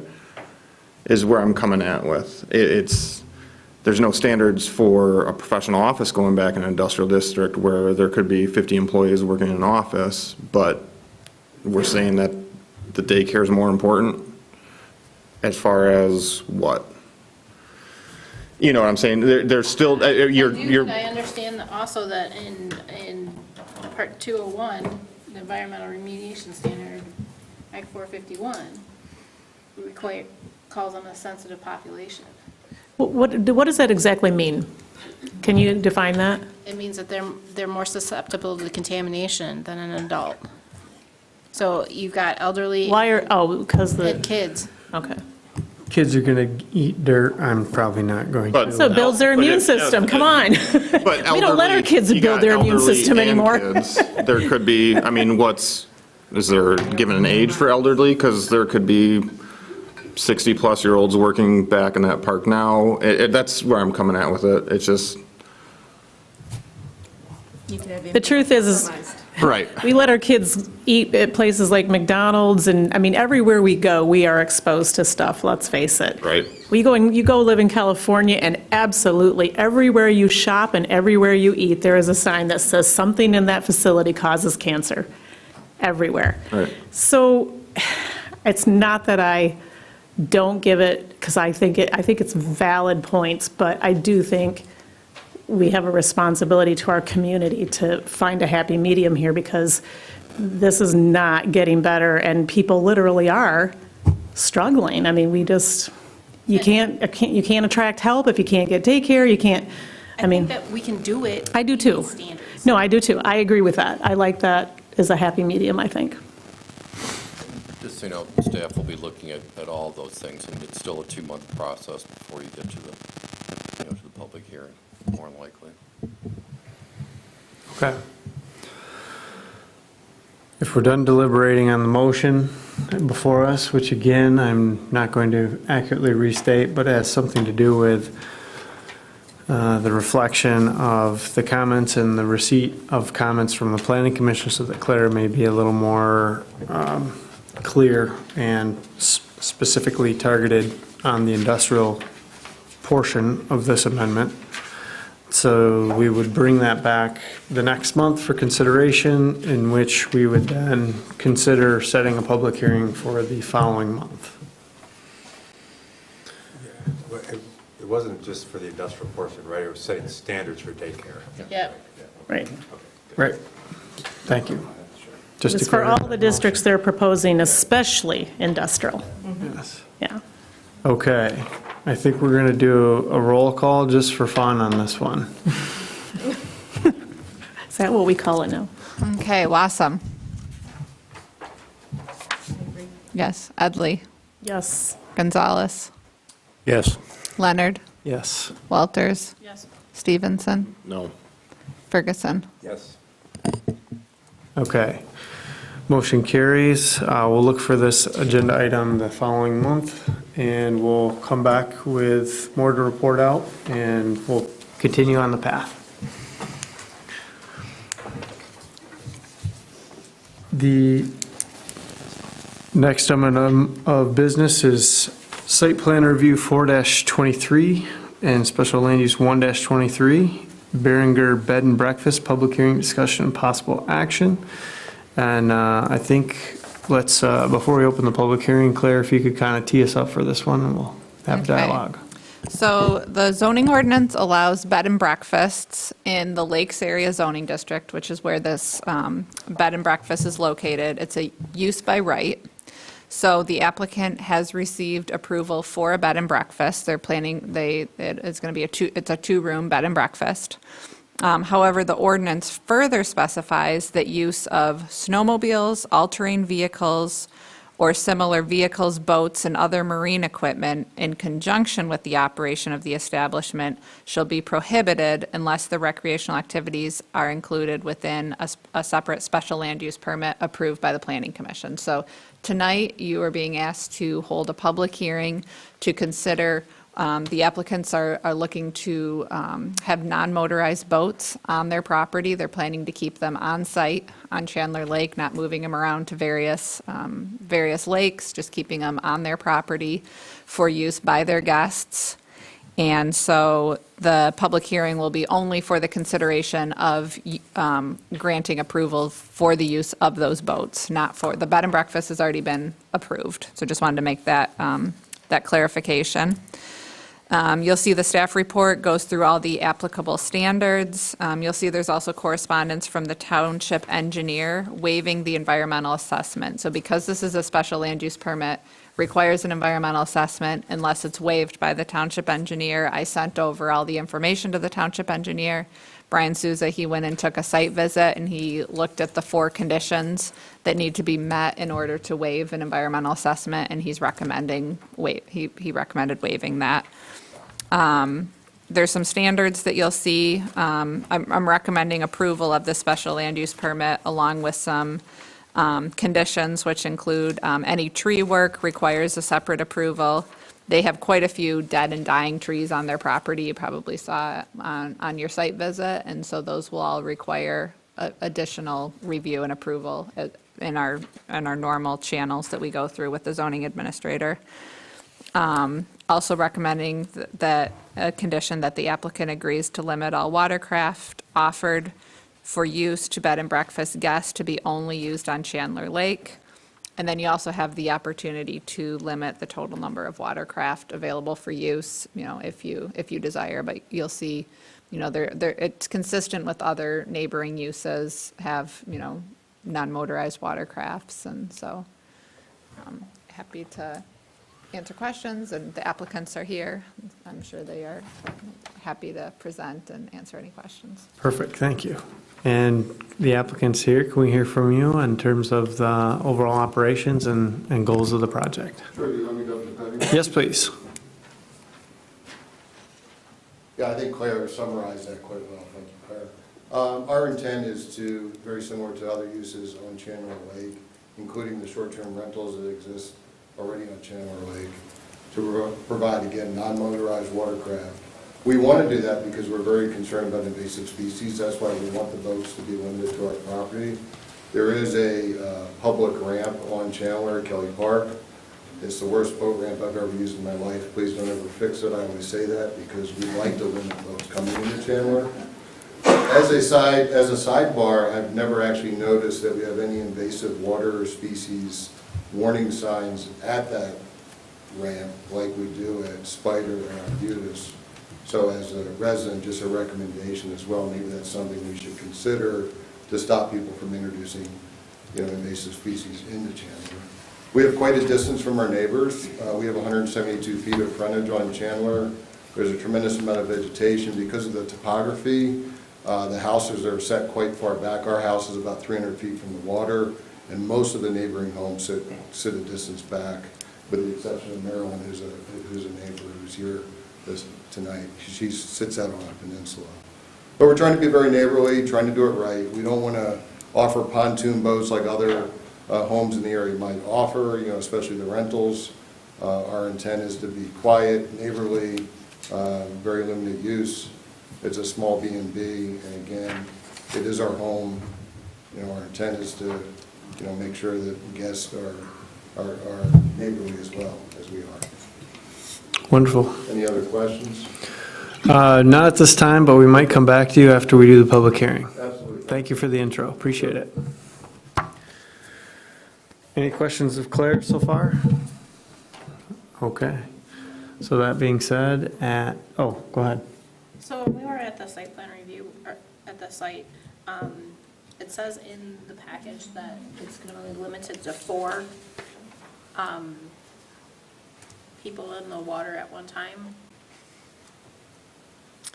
That might have been part of the application. We don't have any standards that limit that. They have 2 rooms, and each of the rooms has a queen bed, so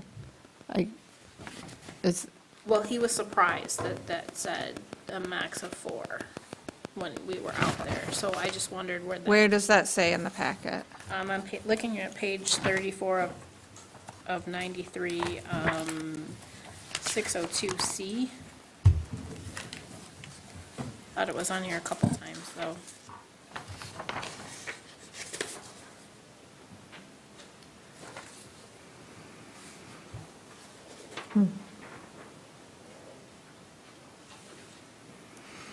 The use of non-motorized boats by a maximum of 4 individuals at once is not expected to be hazardous or disturbing. Yeah, I think, that was probably based on the fact that there's 4, 2 queen beds and likely 4 But I think he mentioned at the site plan that per the township rules, he could technically have 4 people per room Because of the square footage? because of the square footage. So Right, this would so- negate that if a family came in, like 2 families came in? Right, so I would recommend that you could amend those findings of fact, because those are amendable by the planning commission, so we certainly don't need to limit them to Okay, I to just the want 4. to make sure that that wasn't Okay, yeah, and where that came from, and I think I feel like maybe in the application it said 4, but I apologize if that was a assumption on my part. The applicant's here, could we just ask? You know, we really. you have to come to the mic or being filmed. Yeah, as we discussed at the site review before this meeting, we were a little surprised. Claire, it's possible in dialogue that maybe that was misconstrued, but our square footage of our bed and breakfast license, as you said, does allow for up to 4 per room. We really anticipate renting primarily to couples, to probably only have, 2 in each room, honestly. And of course, the business would also typically be seasonal as well. And we also don't even know if our guests, quite frankly, would use the water. Some guests may want to go down. All of you that came to the site review, you realize it was quite a slope coming down the hill. Some people, it might not be worth the climb to go down and enjoy the water. We're just not sure. But we would prefer that it not be limited. It is a 5-bedroom house, and for all intents and purposes, we could have a large family, and of course, we might want to have multiple non-motorized watercraft, things like stand-up paddle boards, kayaks, canoes, things like that, stored very neatly on the property. So to limit it to 4 people may seem a little restrictive, I guess, given the fact that we can actually rent to more people than that. Is there a desired number you're targeting? The desired number of vessels or people? Vessels. I would imagine, if I had to guess, probably 2 kayaks, maybe a paddle boat, stand-up paddle board. We don't want to do rowboats. In fact, that was brought up at the site review. They're kind of big, bulky, difficult to store. But again, I guess you could have a tandem kayak versus a single kayak too. You have 2 tandem kayaks, you have 4 people in the water. But our intent, again, is to do it non-motorized, because we don't want to create any additional noise or disturbance or wakes in particular around the lake. And from a history standpoint, I'd say we've heard every angle of how many are too few or how many is too many. So forgive the sensitivity around it, but. We certainly respect the fact that the commission might want to, limit that, and obviously entertain that. Okay, thank you. Thank you. Appreciate it. So, any other questions? Okay. It is 8:10. Let's open the public hearing. Anyone that wants to comment, come on up to the lectern.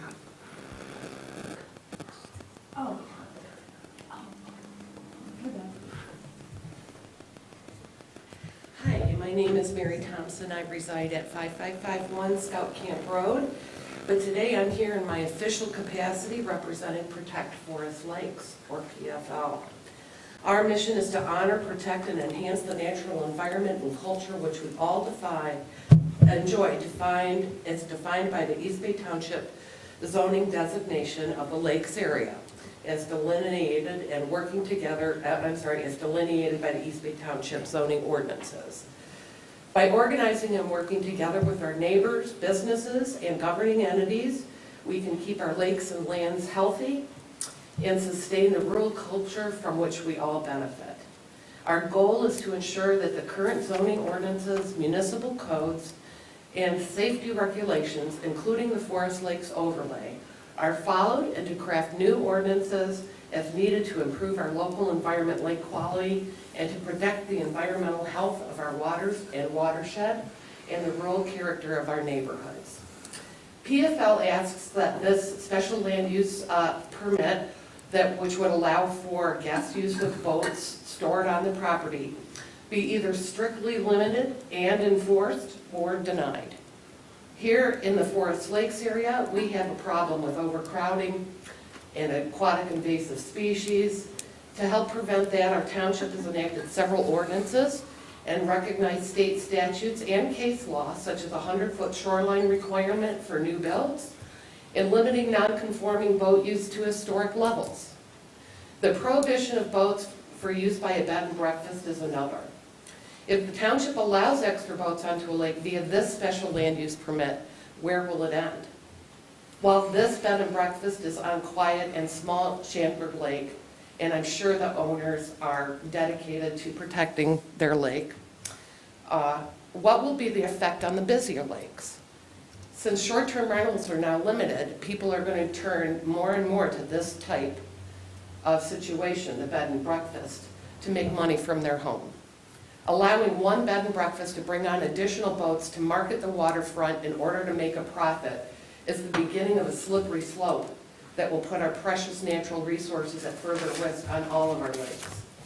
If this permit is granted, how will it be enforced? How will the township be able to distinguish between the property owner's boat and one brought in by a guest that may be carrying a quad of invasive species? Should there be some sort of identifying tag? Will these boats for the guests be in addition to the ones at the homeowner's store and used for themselves?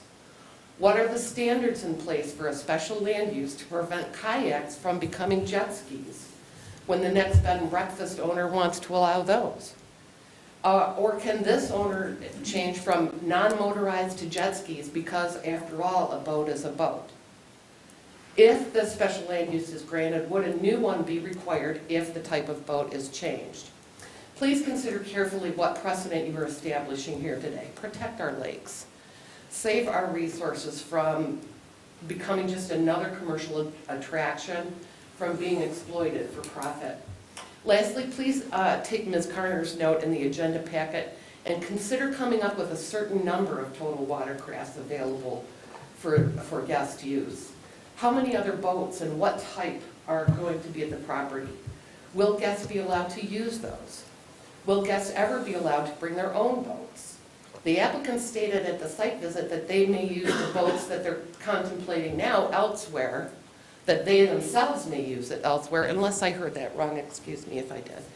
But they may use those guest boats elsewhere, but would certainly wash them when they brought them back to Chandler. So that's fine, but PFL would request that the manner of the boat wash be outlined in the permit, and that the boat wash follow the procedure as recommended by the MSU extension. The answers to these questions and issues should be written as conditions in the permit. If the commission is unwilling to grant such limits for the health and safety of our lakes, its members should vote no on this special land use request. And also, PFL would request that you do delineate what type of boats are going to be allowed and what happens if the owner wants to change those type of boats. That's an important thing. Thank you very much. Thank you for all you do. Thank you for the comment.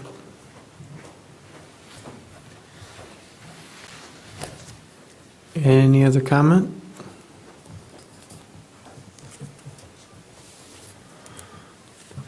Going once, going twice. Okay. Oh, Do I make a public comment as a rebuttal or not? you can if you'd like. I would. I just want to say I actually loved everything that you just said, because that's exactly what we're about as far as the lakes. I love the idea of a permit sticker. I think that's a wonderful idea. I don't think it's a bad idea to actually do that in our communities. It's interesting, we don't govern our short-term rental boats in any way, shape, or form. You know, there are 70 properties on Chandler, 7 of which I found on Airbnb and VRBO. So 10% of our properties on Chandler are already rentals, and many of those rentals have a fleet of boats, and many of those rentals have either motorized pontoon boats, or they very readily say, oh, we'll contact a rental company like you're bringing a motorized boat. So our intent, again, is to preserve the lake, preserve the nature of the lake, avoid invasive species. If for some reason these dedicated boats need to be on our lake, quite honestly, we don't need to take them to another lake. It was just a thought I had. But again, I love everything you said, and I'd love to talk to you further about your organization. Thank you. Mm-hmm.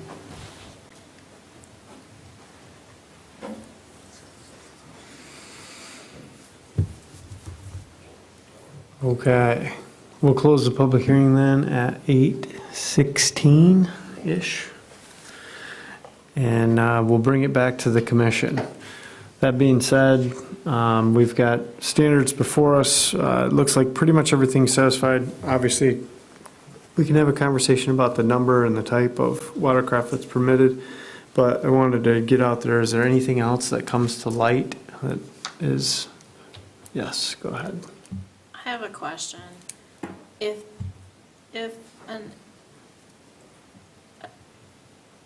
a bed and breakfast is not being run as a bed and breakfast for that weekend, and say they're having a family reunion, and there's 30 people staying at a house, how does the township differentiate between those days that they are a bed and breakfast and those days that they are just family? I mean, it would have to be, and Peter can jump in, but it'd have to be evaluated on a case-by-case basis. And so they would only be limited to their bed and breakfast guests, not the guests of their home, not associated with the bed and breakfast operation. Well, it's very difficult to enforce a lot of these provisions you have in your ordinance related, to the waterfront access, and I presume that's something that the township's working with Giffords and Webster on and taking a look at it. There are larger things that you can do, including police power ordinances that limit docks and boats that wouldn't result in grandfathering, which would impact all waterfront owners, all riparians, whether residential, rental, or otherwise. But the way your ordinance is written for bed and breakfast, you have to deal with what you have currently on the books here, and you have two definitions of bed and breakfast in your definitions section, plus one that's sort of a hybrid in the regulatory section itself. But one of the interesting ones is that a bed and breakfast is also defined as a single-family residential structure. So you have single-family use as a component of a bed and breakfast, that's a requirement, and you don't have the ability right now to regulate what goes on as far as boats for single-family use for single-family residential dwellings. You can only regulate the bed and breakfast based upon the specific provision you have in the zoning ordinance. There is a conflict, in the zoning ordinance, because you have in your overlay district that you can't have a public access site, which we've discussed on numerous occasions, involving cabin courts, which you've eliminated from the zoning ordinance. This one sort of remained in here, and because even with the conflict with the lakes area language there, that it shouldn't be a public access site or public boat site here, you have specific language under section 223 that it specifically applies to bed and breakfast. And because ordinances are statutes, they're governed by the rules of statutory construction, and the specific controls the general. Thus, you have this provision here. But you're correct, Mindy, going back to the enforcement, it's going to be quite difficult. You can put some conditions. The tags may provide your ability to identify boats that are part of the rental use only, and you may have to separate, if you approve this special use permit, the boats that are tagged and to be used for guests and those that are for residential use only, because otherwise it's mixed in and you're never going to know the difference. It'll be extremely difficult to enforce one way or the other. And of course, there's those rights that they have, but you got to deal with what you have on the books. But that's part of what you're looking at on your rewrite. Clear as mud. Yeah, the bottom line is the only way you can do it is say, all right, we have stickers on the boats here, all right, which the applicant seems to be fine with there. Those boats designated with the stickers are to be used only for the guests of the bed and breakfast. They're not to leave the site. I mean, that'd be an example. I'm not saying that's what you are going to do, but that'd be an example you could use to at least differentiate on the watercraft so that somebody can spot it, as opposed to the watercraft that the family has for their own personal use, as with any other residential structure and use on the lakes. And can we limit the type of boat and the number of boats? Well, the applicants are right now asking for non-motorized, so you have that, basically by contract, so of course you can do non-motorized. The applicants provide you information as to the type of boats, so that can be, that's fine as well. The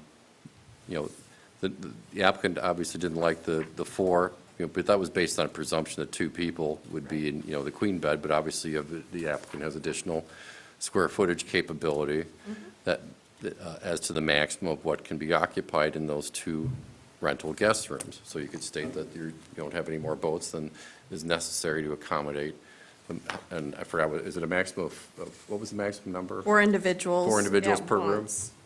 You know, to serve up to 8 guests, which would be the maximum allowed for the 2 guest rooms.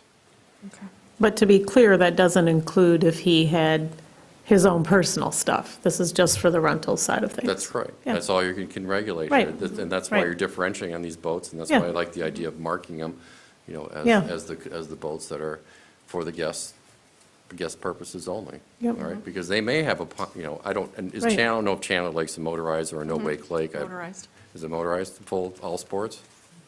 Okay. You know, all right, but he can have his own Right. motorized boat as a resident on there. Yep. In this case, is, you know, he's proposing non-motorized, you can agree to that and have them marked as guest use only, these boats, and that they're to stay on the property, not to be moved. One thing to consider though too, and I'm just blanketly stating this out there, is I hate regulating or changing our code and being so specific to regulate the anomaly rather than the general populace that's out there.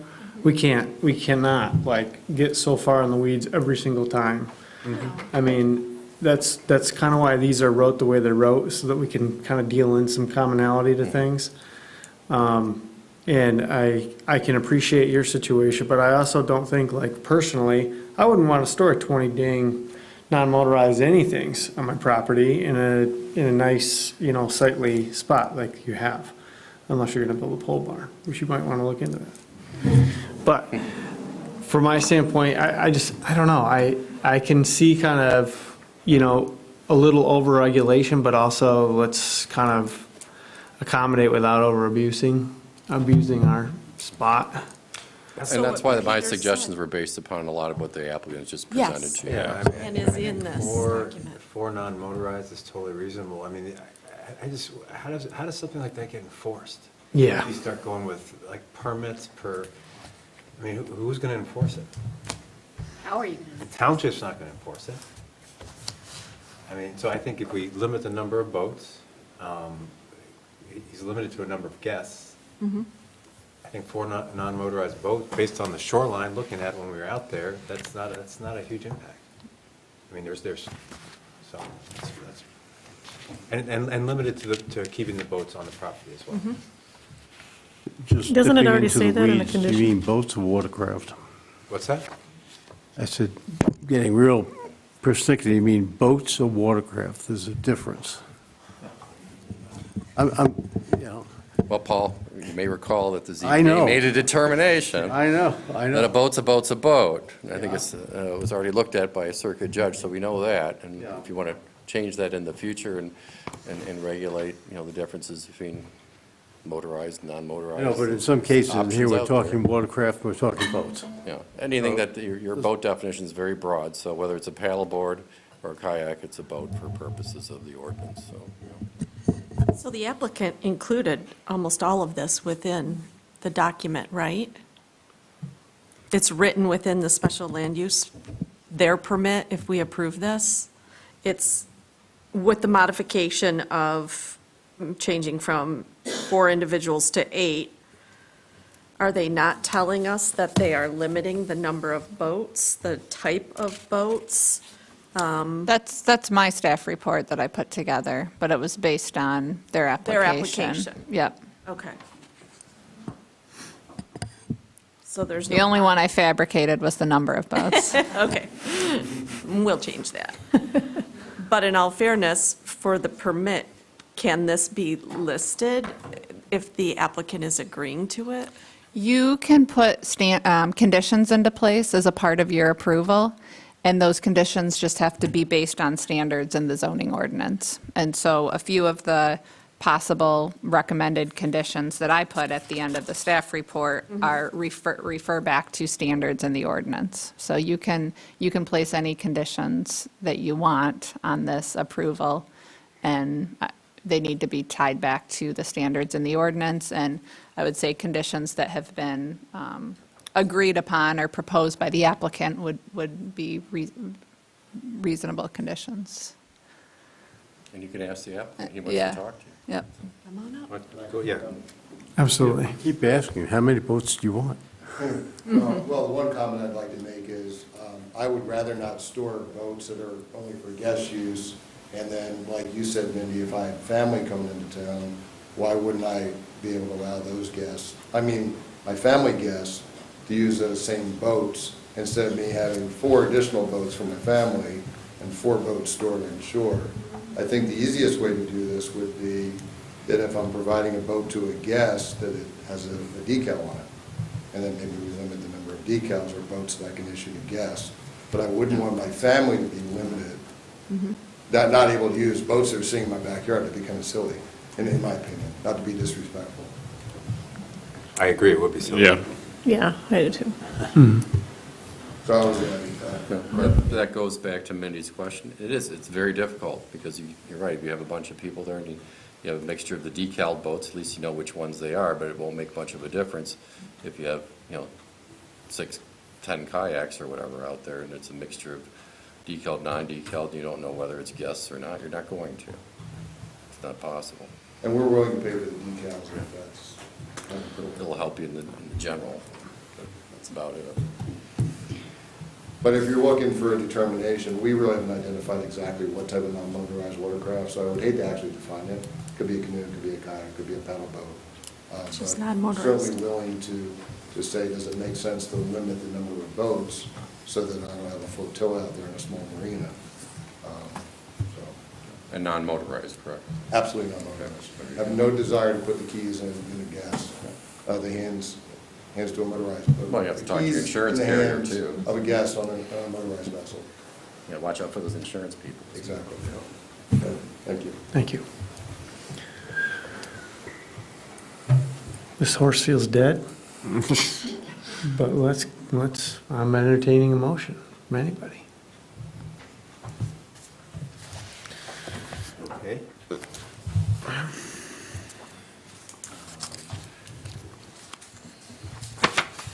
I move to approve, I guess it's site plan review 4-22, special land use 1-23, Behringer B&B, subject to staff findings of fact as amended, and the following possible conditions, 1 through 3, and then I would add 4, limiting the applicant to 4 non-motorized watercraft.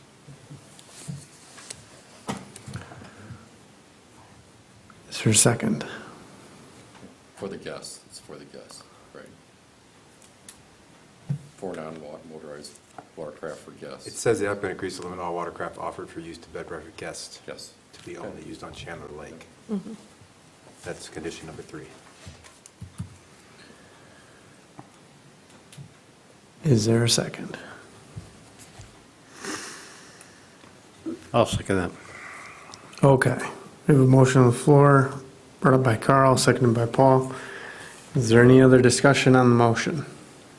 I just thought we got done saying we weren't going to limit him to 4, and now we're back to 4. Or for guest purposes only? I know, but he can have 8 people, so if he has 2 families in there and then only 4 can go out at a time, Depends on. he'll what he never get finds enough, is what people our- won't come back. Huh? He's comfortable with 4. He's comfortable with 4. Split the difference, 6. What do you think, Mindy? I think that we should change 602C to 6.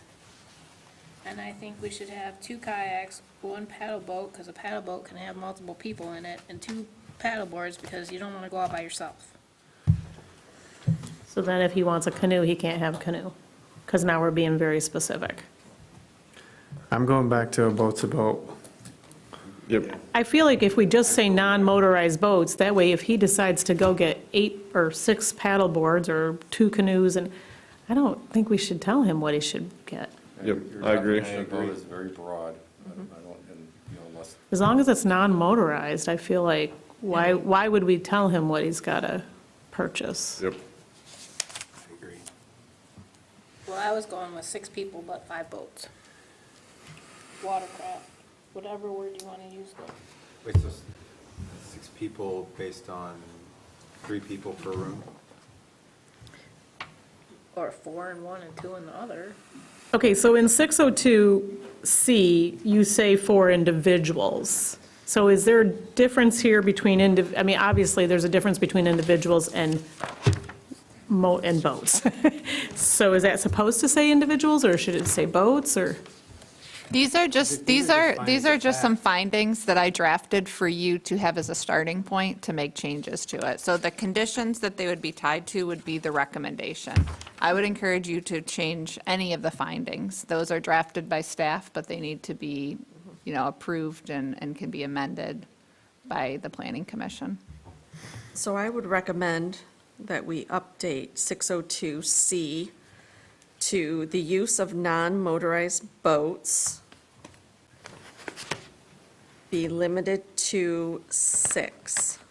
I don't think we need to limit people in the water, so I'd like to get rid of that statement, individuals. And if we did that, Carl, would you be amenable to amending your motion? So then we're going to attach a condition, or is this just? Your conditions that would be the same, would just be, I think, 6 as opposed to 4. Right, your condition number 4, where you said total number of 4 Right. watercrafts would be 6, yeah. Okay, that's fine. Paul, are you fine with that as the second party in here? Okay, So Paul, you second that? I didn't hear it. I do. Okay, thanks. you did. All right. You did. Sure you got the record. Yep. Do you amend your second? I'm amending the second and agreeing with your second. All right.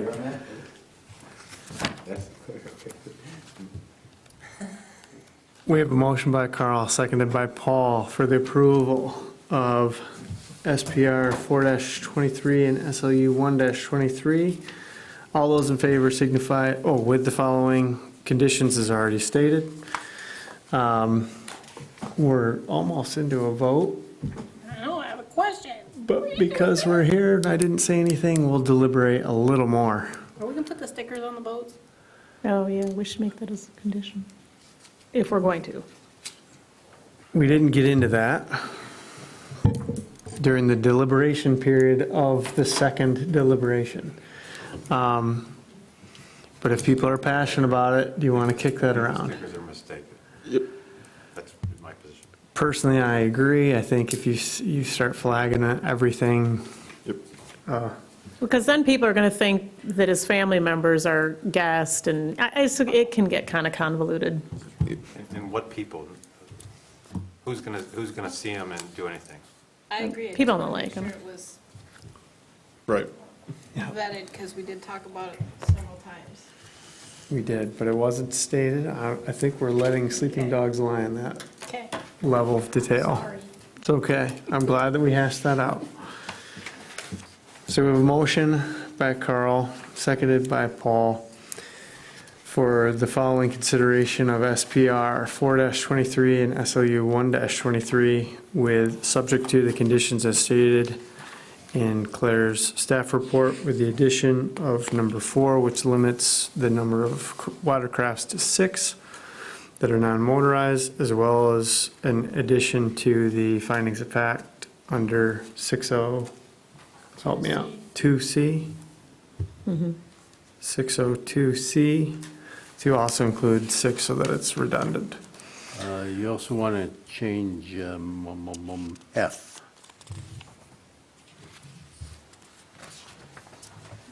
Under the findings of fact, help me out. Yeah. Findings of fact, 602F. Oh, Oh, yes, we'll include that, so it's all consistent, thank you. All those in favor signify by saying aye. Aye. Those opposed, motion carries. Thank you for your patience and talking us through. We're very thorough. Know that. hey, Dan, before we go on, can we have a 2-minute break? And before we move on, we're going to take a 5-minute recess, so we'll be back at 8:40.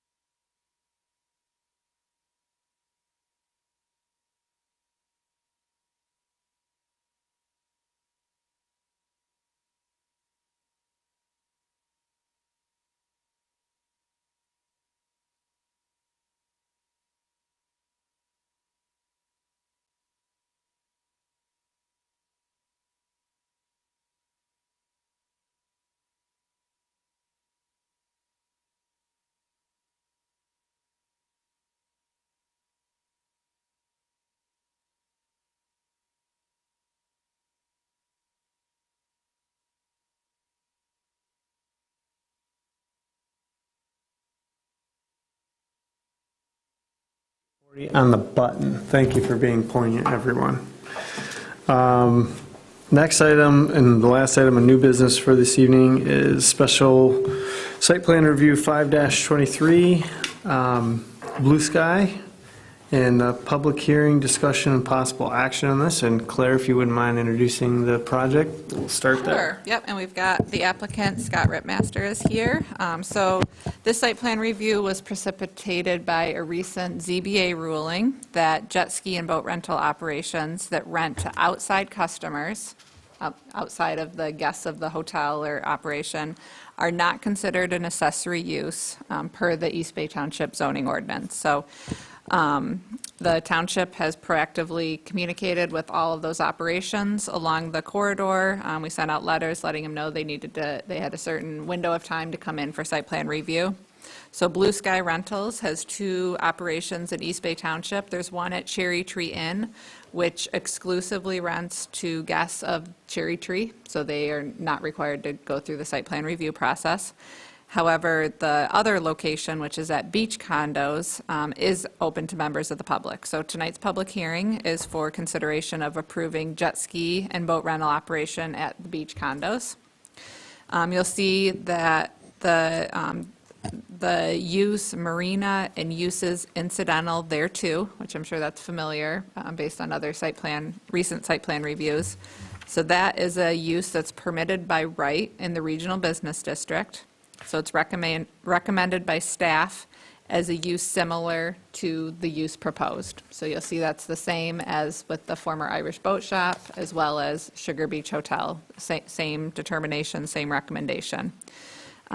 You'll see there's an attached letter from the township formally making this determination. Staff finds that there's more than adequate parking on site for the current level of use based on the assumption that 60% of the traffic or customers are walk-up or beach condo guests, as well as the fact that the employees are shuttled from Grand Traverse Resort each morning, so they are not parking on site based on those operations. You'll see the staff report and findings of fact goes through all the applicable standards. There's a 10-by-10 storage shed that meets the setback requirements as a principal building, which is also what we required of TC Water Sports because it's a principal use. It needs to meet that 45 feet setback from the ordinary high water mark.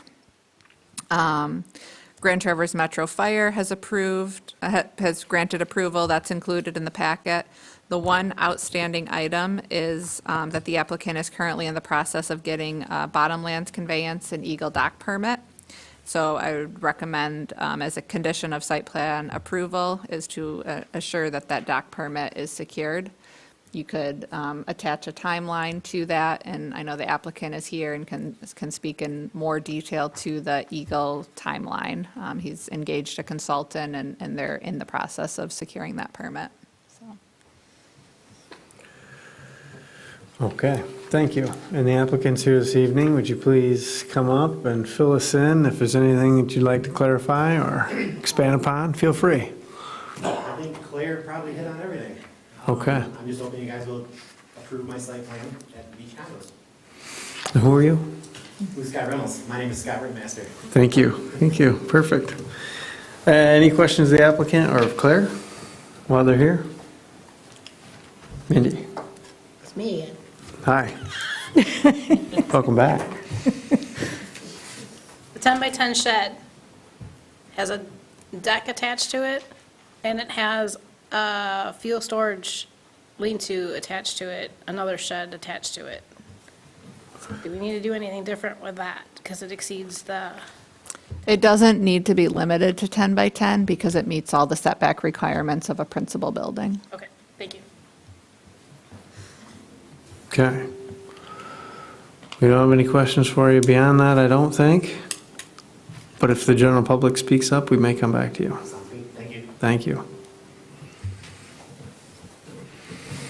So for purposes of being official, we can open the public hearing at 8:46.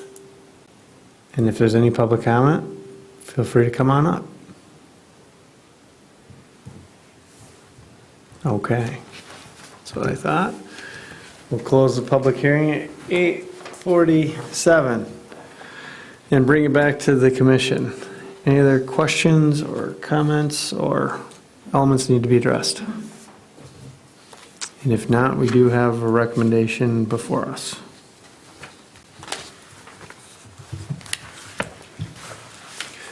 I do have one question for the applicant, though. With the Eagle permit, do you have a sense of what that timing looks like? What I've been told from Sarah Keever, who was a consultant that Eagle recommended to me, the application process, once we've done the surveys, once we've done the drawings and submitted the application, I think it's a 60 to 90-day process after that. Okay, So a lot of the work is just putting together the application. got it. Where are you at in that phase? She's working on it? Correct. Got it. Really just started conversations with her in the last 2 or 3 weeks. Okay. To get that going. Okay, It also needs a township resolution. As part of those permits? Correct, yeah. I think the whole process starts with us submitting the application to Eagle. Yep, and the township resolution is generally done before the final dock permit is approved, so it shouldn't slow the process down.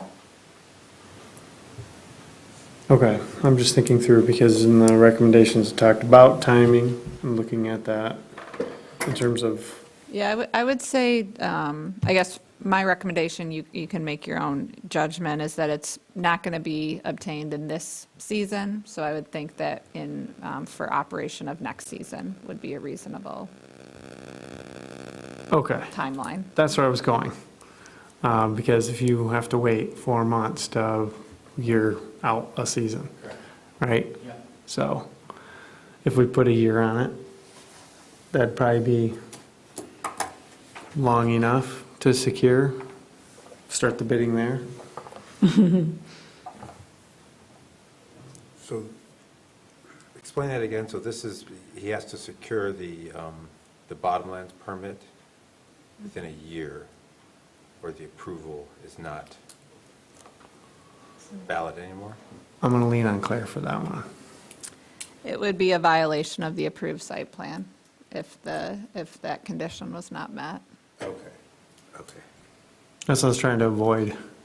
So that's your condition number 2. So, I mean, there could be something that, the applicant has actively submitted, it's in process within a year, there could be, in my experience, there are extenuating circumstances, and sometimes the Eagle permit takes longer than anticipated, so, and I don't know a lot about, I've spoken with Eagle to learn more about the process, we've gone through it with a number of different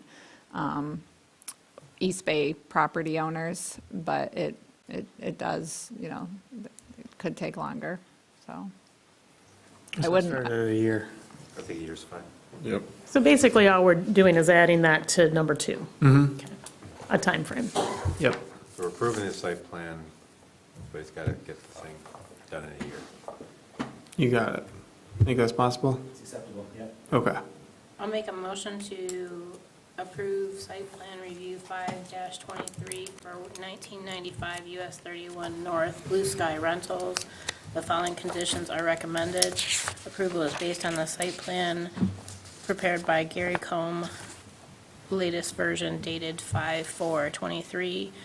Number 2 would be the conditions, the findings of fact within Claire's memo dated May 30th, 2023. And the third one is applicant shall secure permits for Great Lakes Bottomline conveyance and dock permit for operation in 2024. Support. Thank you. So a motion by Mindy, supported by Renee, to approve site plan review 5-23 with conditions 1, 2, and 3, as Mindy stated, incorporated into the motion. Any deliberation on the motion? I'm going to ask again, is there any deliberation on the motion? I see only, See? 2. Yeah, I was going to say, I missed the third condition. So yours, you added the findings of fact. Yeah. Okay, so you added a number 2. Findings of fact in Claire's memo dated May 30th. Gotcha, okay, yes. Is that what I have to do every time now? I'll ask for 2, going once, going twice? I'm trying to get my cadence. No, seriously. You made the motion. Okay, so we're clear. Got it. Motion by Mindy, second by Renee with those three things. All those in favor signify by saying aye. Aye. All those opposed? Motion carries. Thank you for your time and cooperation. Have a good season. Okay, we've made it through our new business. We're back to public comment. For those who are still here, welcome to come up for a second round. I think it's too late because you already voted. I thought I'd get to talk before you voted, but I guess not. So I just want to clarify on what you were saying, because that, with the environmental type thing, and this would not be just for me, because a couple of the things that I'm going to mention, our building was built in '08, so it wouldn't apply to us, but for other buildings. So not just for our site. In order to get licensed to even be in a building that would be in a industrial area, you have to go through three things. A fire safety inspection with an A rating. So 100, you have to be 100%, like, there's no wiggle room. To like give you some perspective, we looked at potentially renting a building in, I think it was Garfield Township. I don't want to say that because I'm not quite sure what, it's by Oriana West. We'll say that.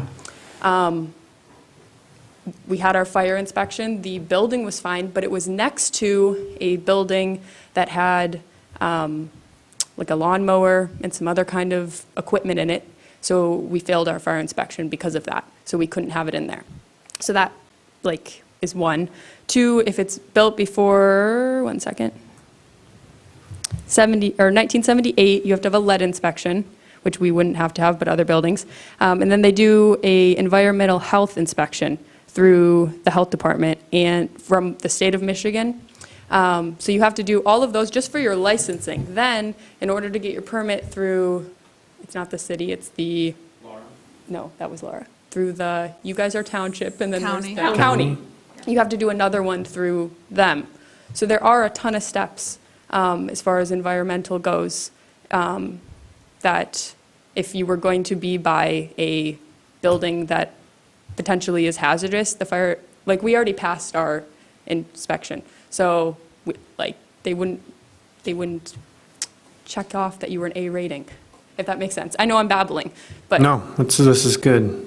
So, It's good education. yes. And there's no way to revote or to move things along, because basically adding this whole another month is going to make it so we can't buy the building.